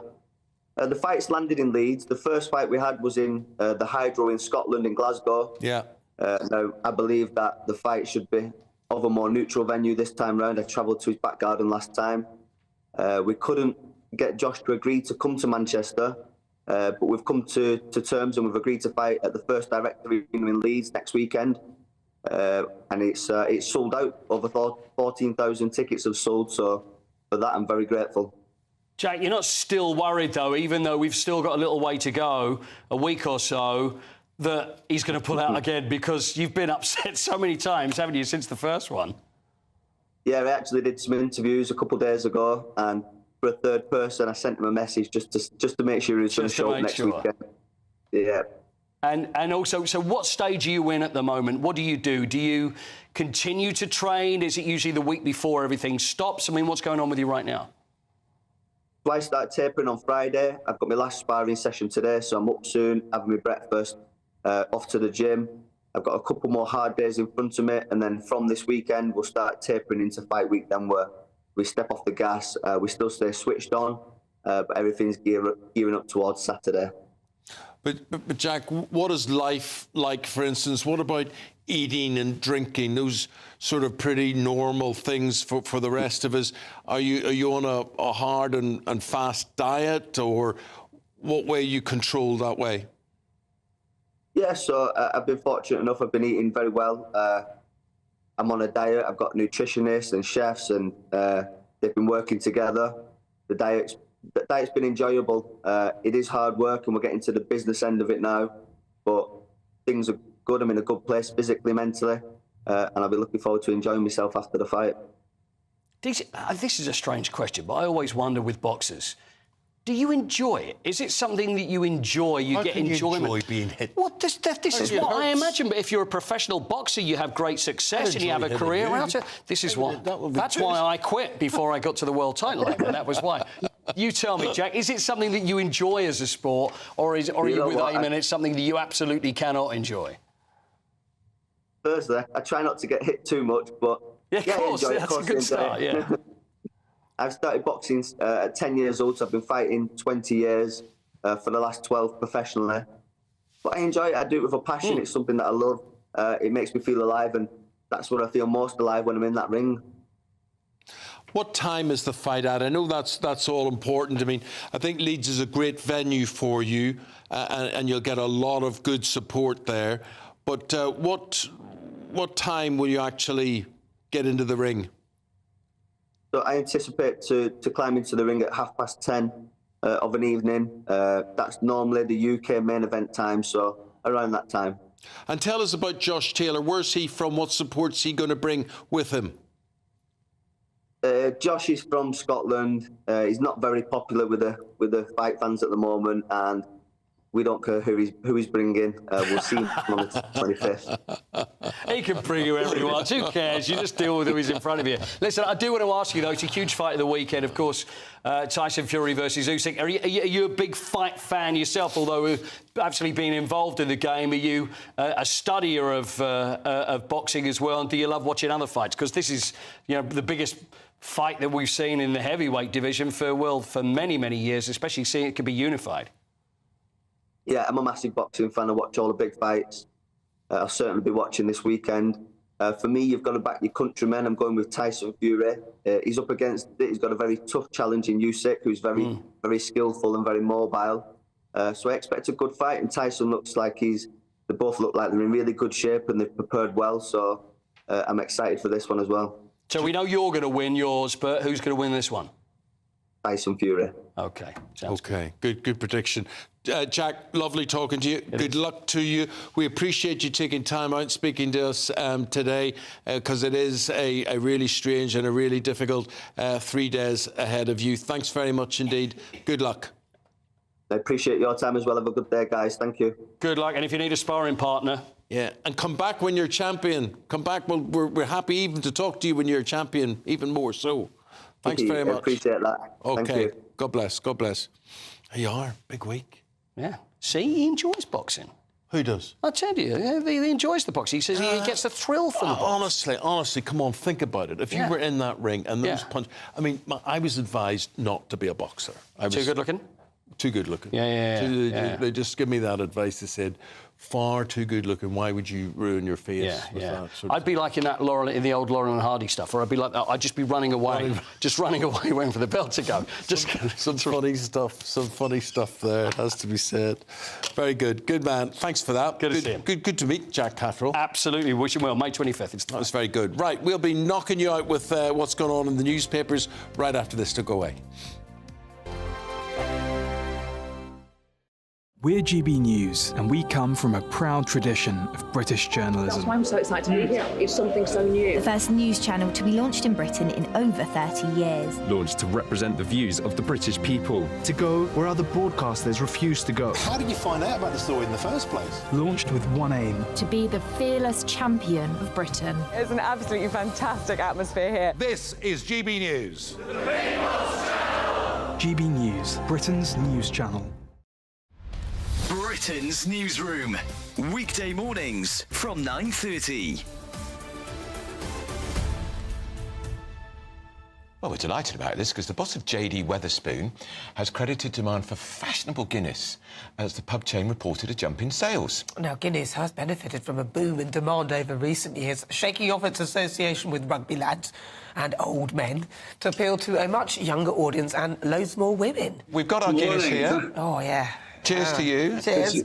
I'm not sure about this boozing on air at this time of the morning, but I'll let you off on this occasion. As it's you, Tim, as it's you. Now, Guinness is an acquired taste for many people, so I'm surprised it's become so popular. Yes, it is a real surprise. I think it's always been a popular drink among the demographic you mentioned, the older guy. There's about 80 or 90% of pub trade over the last 30 or 40 years, and probably longer, are a similar range of products. But there's a varying 10, 20% according to fashion. You had vodka Red Bull 20 years ago. You had an Irish cider poured over ice, which came from no one knows where. You had Alco Pops. So there's an unpredictable range of products which have been the fashion of the moment. But the fashion of the moment, very unpredictably this time, is Guinness. And no one knows why. As you say, it's an acquired taste. Young people tend not to like it. Most of the fashionable drinks over the decades have been quite sweet. And Guinness obviously isn't. So, yes, I think the Guinness brewery, St James's Gate in Dublin, they'll say it's brilliant marketing. But like the rest of us, they rely a bit on luck. 2024, a battleground year. The year the nation decides. As the parties gear up their campaigns for the next general election. Who will be left standing when the British people make one of the biggest decisions of their lives? Who will rise? And who will fall? Let's find out together. For every moment, the highs, the lows, the twists and turns. We'll be with you for every step of this journey. In 2024, GB News is Britain's election channel.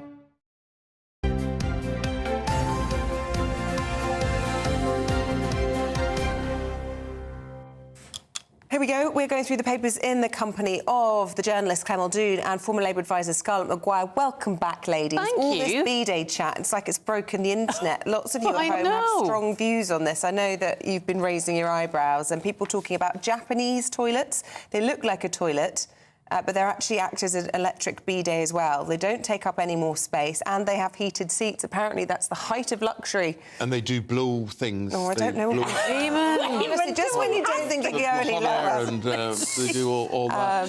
Yes, anyway, so thank you for all of your... Yeah, I think the point in the newspaper article today was it was basically saying that we don't make enough of the loo and we should be investing more in the loo washing, cleaning, drying you and all that sort of thing, and that nobody should spend longer than 1 minute on a loo. So after you've done what you do, you shouldn't be any more than a minute after that. Now, it always amazes me, people that put books in their loo. I never see the point of all that. Well, I think it's men. It's men who think, right, this will take me 15 minutes. Oh, golly. Yeah. Right. I can never understand it. My father would go in there and it was like 15 minutes, you're quite right. And he would bring newspapers and all sorts of things like that. Why would you want to?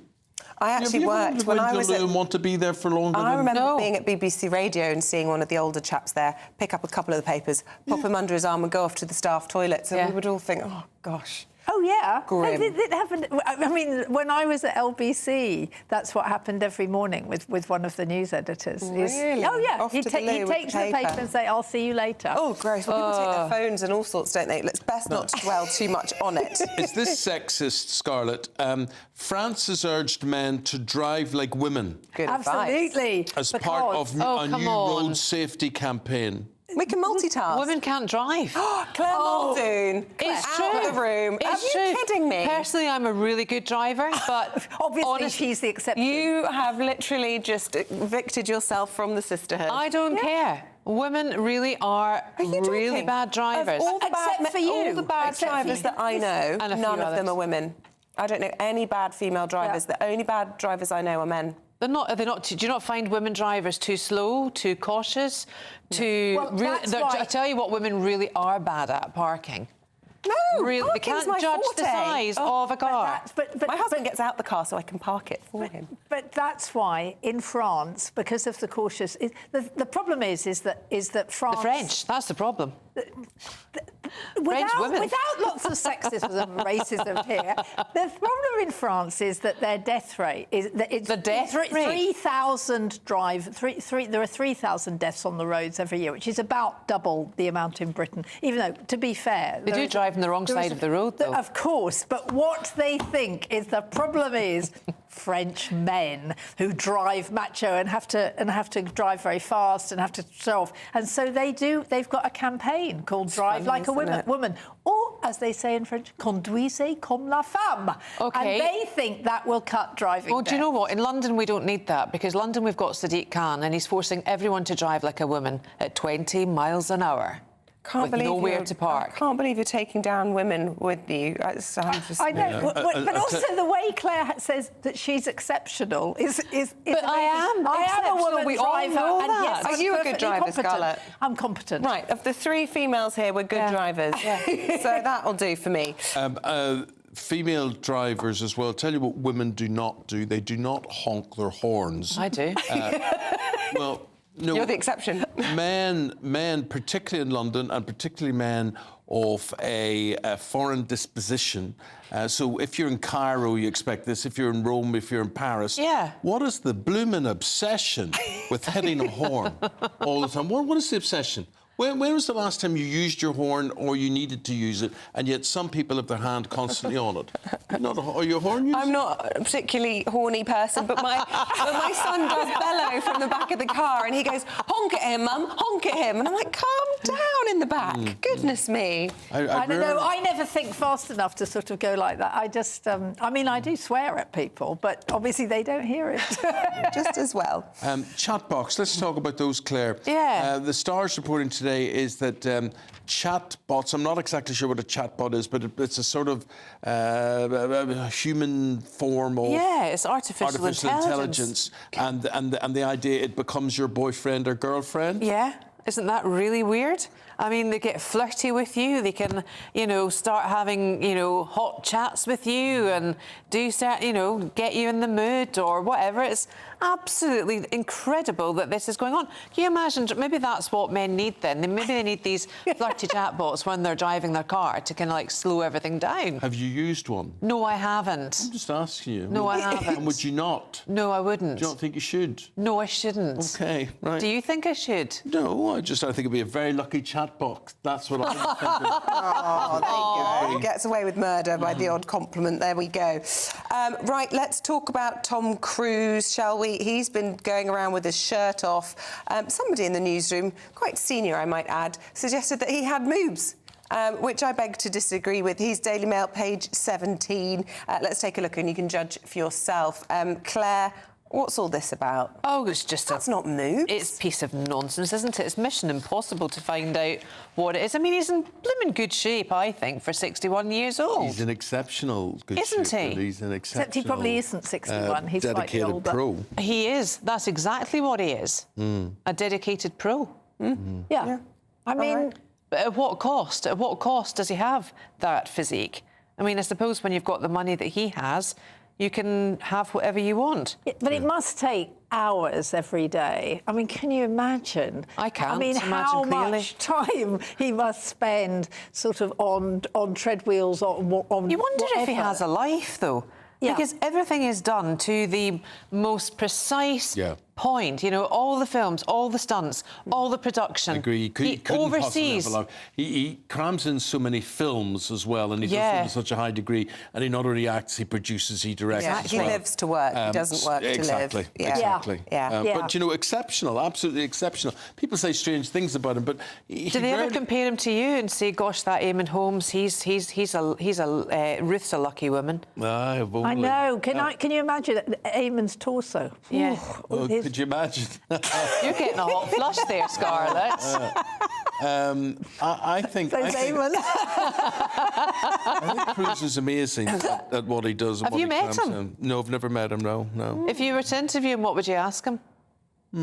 Well, I would be more interested, not the sort of interviews that he gives access to, which is all about, you know, stupid things. But this man hangs on to airplanes. He is at the top of the tallest building in Dubai. He does things that are really life-threatening. Yeah. I mean, the motorcycle stunts he did in the last Mission Impossible. That was right.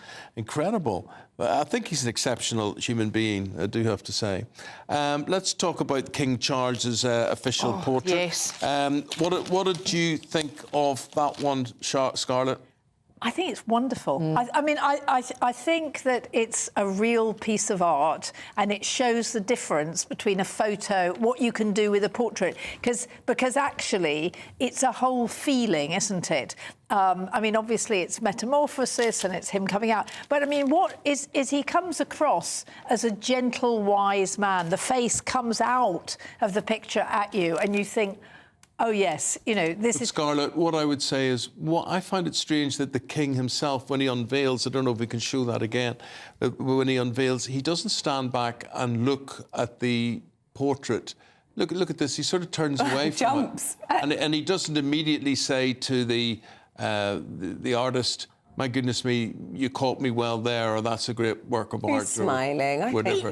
He's not looking at it, He must have He seen doesn't it. look at it once. He doesn't turn his head back. He saw it before. He must have given his approval. He wouldn't have gone through all of that if he thought it would be one of those ghastly things with, you know, slightly Picasso-esque or making him look very grumpy. I mean, I've been in this situation where this has happened to me, and you're waiting for the unveiling and you're thinking, oh, my God, what's this going to look like? And then when you see it, you need that second or two to take in, is this actually... I mean, he's got to be pleased with the likeness to his face in particular, which is the only bit that you can really sort of judge of whether or not it's complimentary or not. And I think he did a fantastic job. I do too. I think whether it's or not it's too edgy, too arty for a first official portrait for a new monarch, I suppose that's a separate debate. It was commissioned before he became the king, so perhaps it wouldn't have been his choice as first portrait. But I think, nevertheless, it's absolutely stunning. Well, it's and I rooted don't know in what all the fuss is symbolism. about. With the red from the Welsh Guards, the butterfly on his shoulder, the emergence of his feature and himself as king. It's almost as if he's been in the chrysalis and he's now emerging as the butterfly. It's beautiful. I think it's absolutely gorgeous. And if you look at the rest of Jonathan Yeo's work, it is tremendous. Well, he did Damien Hirst in a vessel. Almost as if he was in formaldehyde. And he really thinks about his subjects. But it is splitting opinion, it has to be said. Some people have been saying it looks as though Just Stop Oil have had their way with this picture already.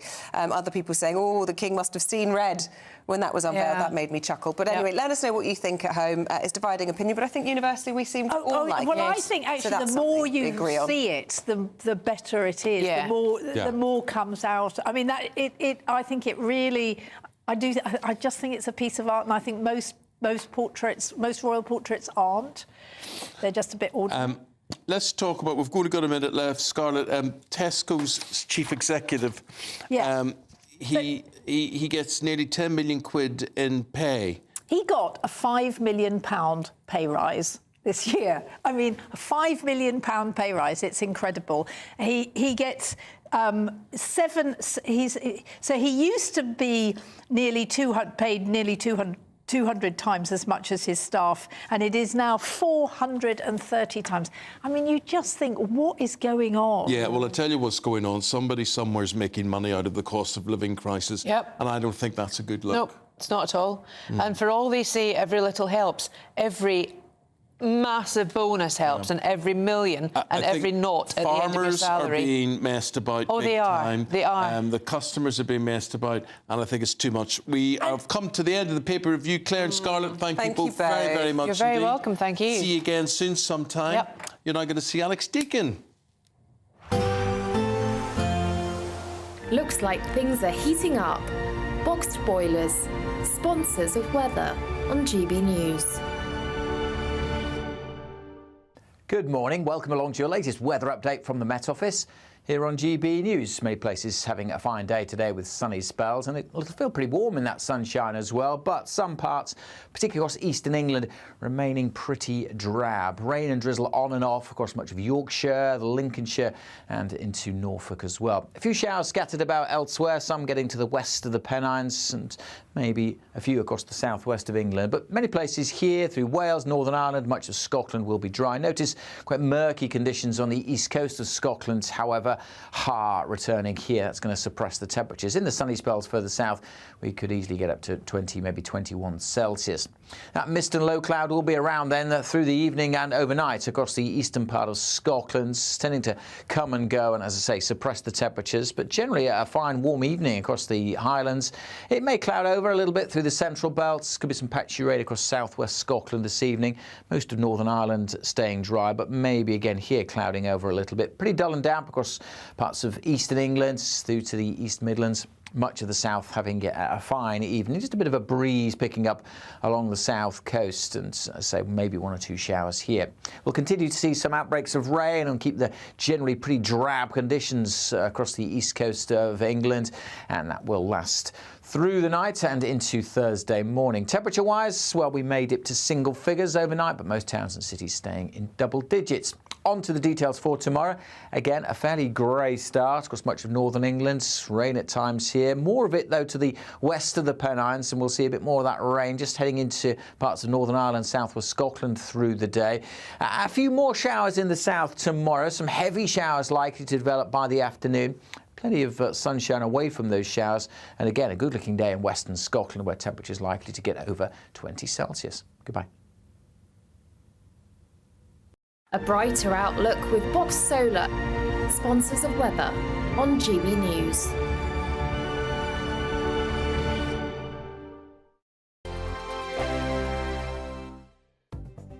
The latest GB News travel. Good morning, I'm Russell Holding. In North Lanarkshire, the A71 is partly blocked by an accident on Overtown Road at Newmains, causing queues. In Tyne and Wear, the A19 is partly blocked northbound by an accident between the Lindisfarne roundabout at Oldham Colliery and Jarrow, placed towards there from the Teslas junction. On the A1M in North Yorkshire, the northbound entry slip roads closed at junction 53 from the A66 at Scotch Corner, where a car overturned. On the A55 in Cheshire, there's a lane closed eastbound just before junction 38 for the Post House roundabout after an accident causing queues. Trains have been stopped from Stamford to Peterborough after a train broke down. In London, the A10 is closed each way on Stamford Hill for an investigation. Also in London, Camden Road in Holloway is blocked by an accident causing queues. And on the M26 in Kent, there are westbound queues towards the M25 because of roadworks. And that's the latest. You can stay up to date throughout the day by visiting our website, gbnews.com. Don't miss your chance to win our biggest cash prize so far. A totally terrific £20,000 in tax-free cash to make your summer spectacular. You could use that cash to splash out on a holiday, make the garden glam, buy a new car, or just save it for a rainy day. Whatever you'd spend £20,000 on, make sure you don't miss the chance to make it yours. For another chance to win £20,000 in tax-free cash, text PRIZE to 63232. Text costs £2 plus one standard network rate message. or post your name and number to GB05 PO Box 8690 Derby DE1 9TT. UK only. Entrance must be 18 or over. Lines close at 5 p.m. on the 31st of May. Full terms and privacy notice at gbnews.com/win. Please check the closing time if listening or watching on demand. Good luck. We're GB News, and we come from a proud tradition of British journalism. That's why I'm so excited to be here. It's something so new. The first news channel to be launched in Britain in over 30 years. Launched to represent the views of the British people. To go where other broadcasters refuse to go. How did you find out about the story in the first place? Launched with one aim. To be the fearless champion of Britain. It's an absolutely fantastic atmosphere here. This is GB News. GB News, Britain's news channel. I'm Christopher Hope. And I'm Gloria Di Piero, bringing you PMQ's live here on GB News. Whenever Parliament is in session on a Wednesday at midday, we'll bring you live coverage of Prime Minister's questions. We'll be asking our viewers and listeners to submit the questions that they would like to put to the Prime Minister, and we'll put that to our panel of top politicians in our Westminster studio. That's PMQ's live here on GB News, Britain's election channel.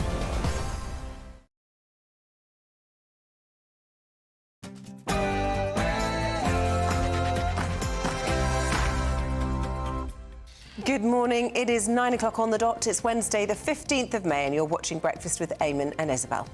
Leading the news, and this is what we lead with this half hour, knife crime crisis. The Conservatives are telling police to bring back stop and search. What do you think about that one? We had the views of the policing minister. This is what he had to say. Eye facial recognition has the potential to completely transform the way that we can keep the public safe and catch a lot more criminals, and that's why we're investing very heavily in it. I'm personally really pushing it and making sure that police are adopting it. New strict rules for schools. Teachers are told they must not discuss gender identity with pupils. Yes, more stop and search and no discussion of gender identity at primary and junior school. That's what the government is planning as it seeks to draw dividing lines with the Labour Party. Food bank use at an all-time high. Official figures show a 94% increase in just 5 years. And charity check chaos for Harry and Meghan as their Archwell Foundation was labelled delinquent by an American authority. And as the country prepares to mark 81 years since D-Day, a commemorative torch travels to Oxford for a special ceremony today. Chilly and damp across parts of the east today, but for many there will be some warm sunshine. Top of the temperature charts likely to be across parts of northern Scotland again today. Join me later for a full forecast.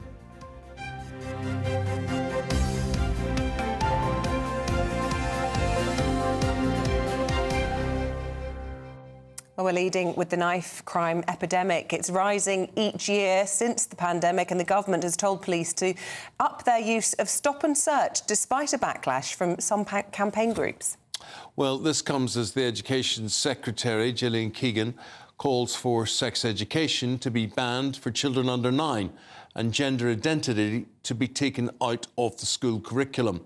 Here's the views of Policing Minister Chris Philp. As a parent as well, I don't want my children, to be honest, to be exposed to inappropriate content at a pretty young age, and nor do I want politically contested ideas like the trans issues being taught as if they're fact. So, a lot of new views today surfacing. Joining us now, our political correspondent Catherine Forster. Let's go to her and see what she makes of all of this. Good morning, Catherine. Yes, good morning. I think some real dividing lines emerging now between the Conservatives and Labour ahead of the general election later this year. So Chris Philp, the policing minister, with plans to use technology, £4 million extra, talking of wands that they'd be able to use to scan people from a distance to see if they're using a knife, facial recognition, and etc.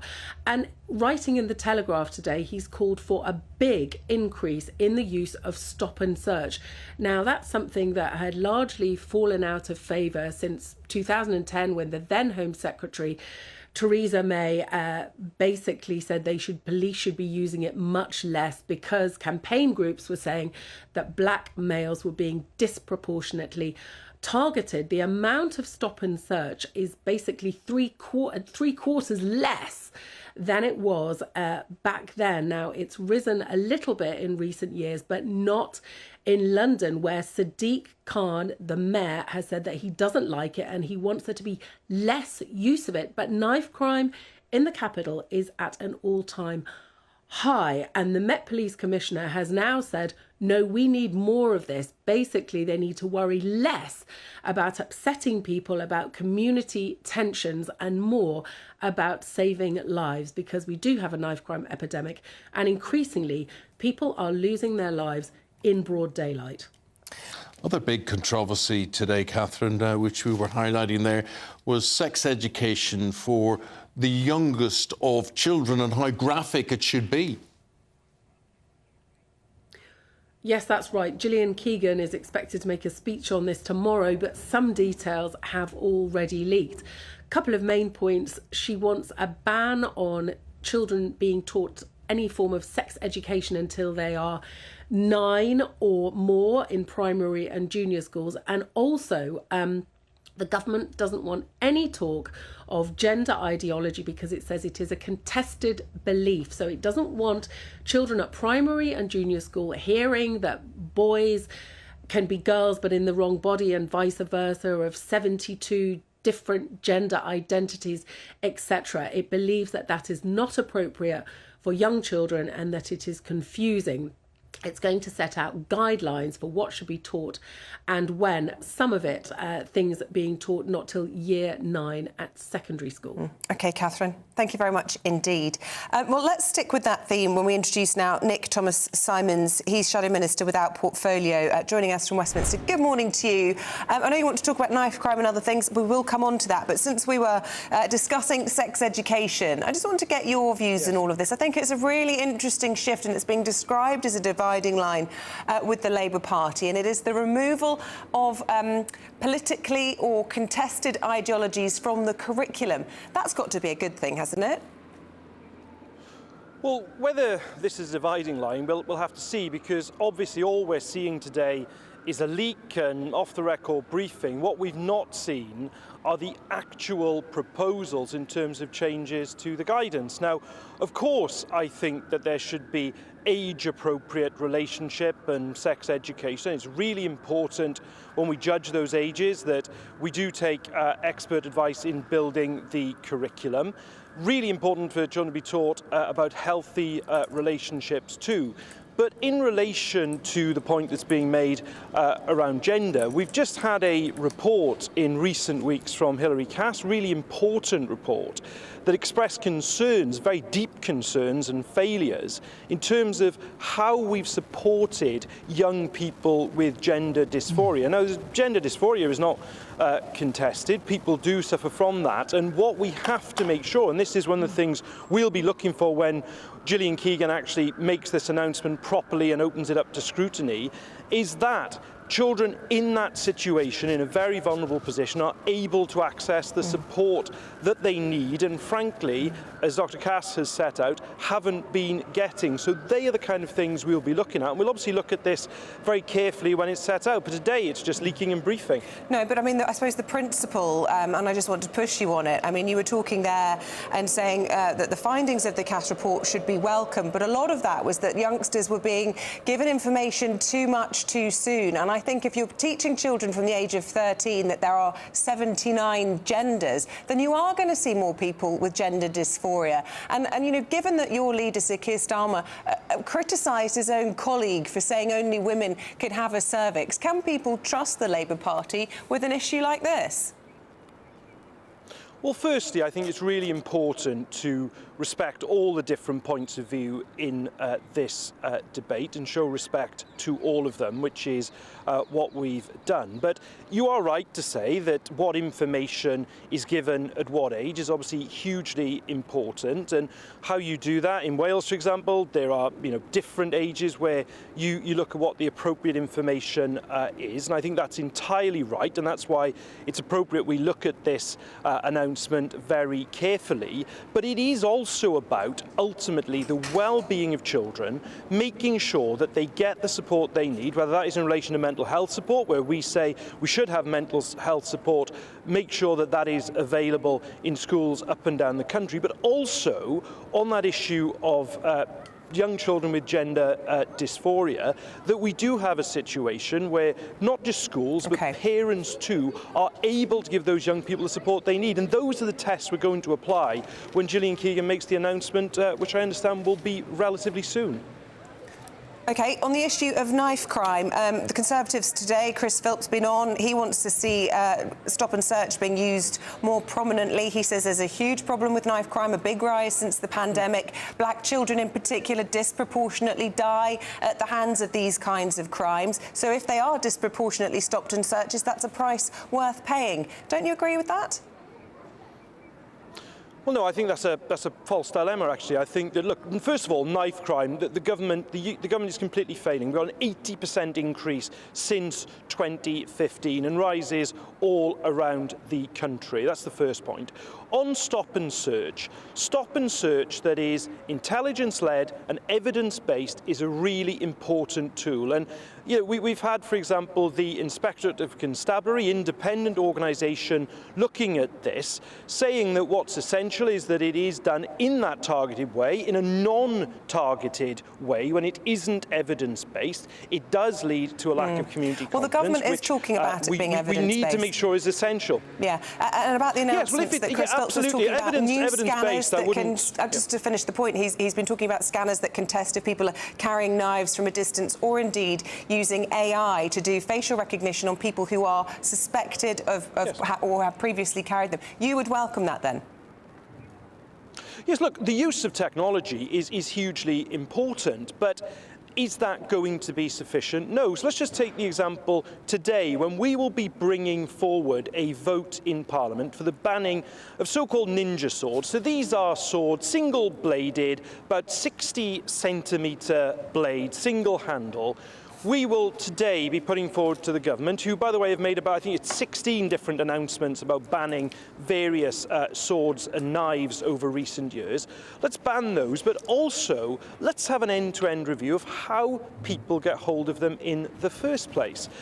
We had a tragic case, Ronan Kanda, in Wolverhampton 2 years ago, where one of those swords was used by one of his attackers in an attack that cost him his life, where the attacker went to pick it up, was using their mother's ID to collect it, and it wasn't properly checked. So where these banned items are being sold on online marketplaces, let's make sure that the tech executives who then sell them in breach of the law face criminal sanction, but also let's look at the ID, let's look as well at the verification that the carriers, whether that's Border Force or Royal Mail, are using too, to try to take these knives from our streets. OK, we're out of time. Nick Thomas-Symonds, thank you very much indeed. Nick is the Shadow Minister with Out Portfolio. Thank you very much indeed. Andrew Pearce, he's got portfolio for everything from 9:30 today. What are you getting your teeth into, Andrew? Well, we're terribly excited. We've got Jonathan Yeo coming in talking. Oh, no way. He's done the magnificent portrait of the King. Please give him my congratulations. I think it's wonderful. It's amazing, isn't it? I mean, what time's he on at? He's, I think, 10:30. Yeah, I think he's a magnificent artist. And he's done some amazing paintings in his time. But I think this one of the King is so striking. We've never seen a royal portrait quite like that. So Bev has already seen this picture because she's an old mate of Jonathan Yeo's, and she said, close up, it is even phenomenal. More yeah, phenomenal. I think probably it's edgier than people were expecting because it wasn't designed to be his first portrait as monarch, because it was commissioned in 2020, and that's why a few people are hesitating. Yeah. But it seems to be it's a grower. You know, people might instantly not be sure about it, but his face is so warm and lovely, and I think it's refreshingly different. There's the butterfly there too, and apparently it was the King's idea to have the butterfly in the picture, nice. Going from the chrysalis. From Prince to King. Yeah. Really interesting. And we're also talking to Barnaby Webber's mother about the Nottingham the appeal court verdict yesterday. The fight goes on from the families. So that'll be very moving. So hard from a personal point of view what those families have to go through. How do they ever come to terms with They what won't. happened? They can't. They won't. And they've got a 16-year-old son, Charlie, so we're going to talk to her about how they cope. But they're continuing, they want an appeal now, an inquiry into the appeal court's decision not to change the sentence. And I'm with them. Well, some fantastic guests. Absolutely worth exciting. Staying on this channel for that. Andrew, thank you very much indeed. Thank you very much indeed. Right, the Great British Giveaway, we just want to update you on that one. This is your chance to enjoy a really spectacular summer. An extra £20,000 in cash could be yours in your bank account. You really could be our next big winner with an incredible £20,000 in tax-free cash to play with this summer. What would you spend that on? Well, whilst you're thinking about it, listen to some of our previous winners getting that winning phone call from us. I'm Charles. I'm on £18,000 cash. It was just amazing, and as soon as it goes into your bank account, it just changed. It's a life-changing thing. Just go for it. It's an absolute must. You must try and go for it. The next winning call could be answered by you. For another chance to win £20,000 in tax-free cash, text WIN to 63232. Text costs £2 plus 1 standard network rate message. Or post your name and number to GB05 PO Box 8690 Derby DE1 9TT. UK only. Entrance must be 18 or over. Lines close at 5 p.m. on the 31st of May. Full terms and privacy notice at gbnews.com/win. Please check the closing time if listening or watching on demand. Good luck. In the GB newsroom, we bring you the news as it happens. With our team of dedicated journalists across the UK, GB News brings you accurate reporting of the day's topical agenda. When the news breaks, wherever and whenever it's happening, we'll be there. This is GB News, the People's Channel, Britain's news channel. Join me, Neil Oliver, every Sunday night at 6 p.m. on GB News. And if an hour is not nearly enough for you, go to gbnews.com for special extended episodes online every Friday at 9 p.m, where we can truly get into the nitty-gritty of what's going on. GB News, Britain's news channel. Monday to Thursday nights on GB News with Dubes & Co from 6, followed by Farage at 7. At 8, Sir Jacob Rees-Mogg addresses the state of the nation. And at 9, join Patrick Christie's Tonight, followed by Headliners at 11. Only on GB News, Britain's news channel. Free Speech Nation, Sunday nights from 7 p.m. Yes, has common sense won the day at the NHS? Yes, so someone seems to have woken up and realised people are more interested in the NHS making sick people better than calling them by the correct pronoun. Health Secretary Victoria Atkins is making changes to the NHS constitution, which will see phrases like chest feeding and people with ovaries outlawed. Even Keir Starmer is getting on board. To get the clarity, is it right or is it wrong for Rosie Duffield to say only women have a cervix? Well, look, biologically, she, of course, is right about so that. So do you owe her an apology? Well, yes. Do you owe her an apology? This has been somewhat ongoing. But actually, question, the NHS constitution, my understanding is it has to be changed or ratified by the health sector every 10 years. Yeah. So it feels like this is coming more from the government and not actually coming from the NHS at all. Oh, you mean because it's just time? It's just like it's time to have a look at the lease sort of thing. The 10 years are up. But it's just that also a lot of NHS leaders are kind of saying, oh, no, we should not do this or there's going to be complications. It feels like it's not coming. It feels like the NHS is still institutionally captured and this is the government going, finally, no, enough is enough. Sex matters. Right, yeah. So, OK, so I said there was nothing Rishi could do. I mean, this helps, doesn't it? It's time. It's time. That was fun watching that. I'd like that to have gone on a bit longer. I think the bit I was really going to enjoy was when he did or didn't give his apology. That's what I'd like to Well, also, I think they should have just brought Rosie Duffield in. We've got Rosie here! Oh, fantastic. Yes, like a sort of 90s Cilla Blacks. Yeah. Brilliant. Yeah. Matthew, tonight, I'm Rosie Duff. Yes. I'm dry ice. Surprise. What's the question? Has common sense prevailed? Well, yes, you say it's got... That's my fear of it.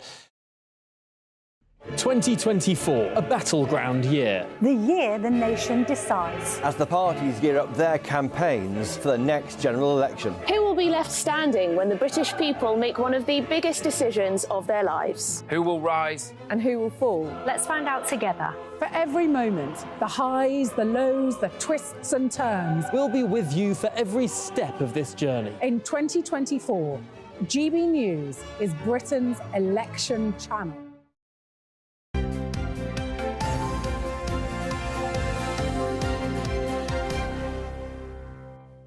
D-Day, 6th of June. We're coming up to another big anniversary. And as the country prepares to mark it, a torch is travelling to this country to commemorate the whole date. Yep. Yesterday we saw it being lit in Horse Guards Parade, and today it's making its way to Oxford before it heads to Normandy for the anniversary on June the 6th.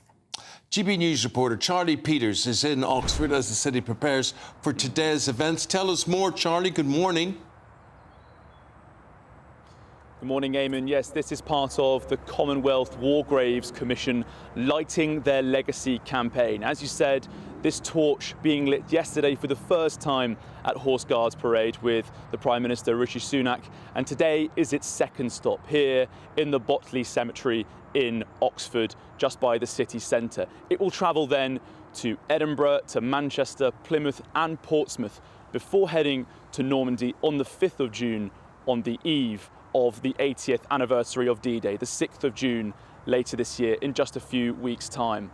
And they've organised this commemoration at the same time as they have released some research saying that 1/10 of Britons don't know what D-Day is. And even more shockingly, they say that 1/5 of 18 to 24-year-olds have the same misunderstanding. They also say that 1/3 of people who do know what D-Day is don't understand the significance of the event for the liberation of France and the Allied victory in the Western Front in the Second World War.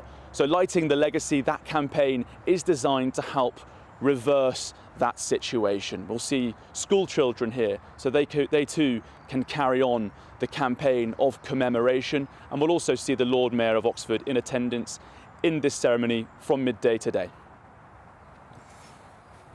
OK, Charlie, thanks very much indeed. Appreciate it. I think Charlie was going to show us another 5 minutes or something. Was he? No, it did seem to wrap rather somebody tell us, have we got another... Should we go back to him? Are we going back to Charlie?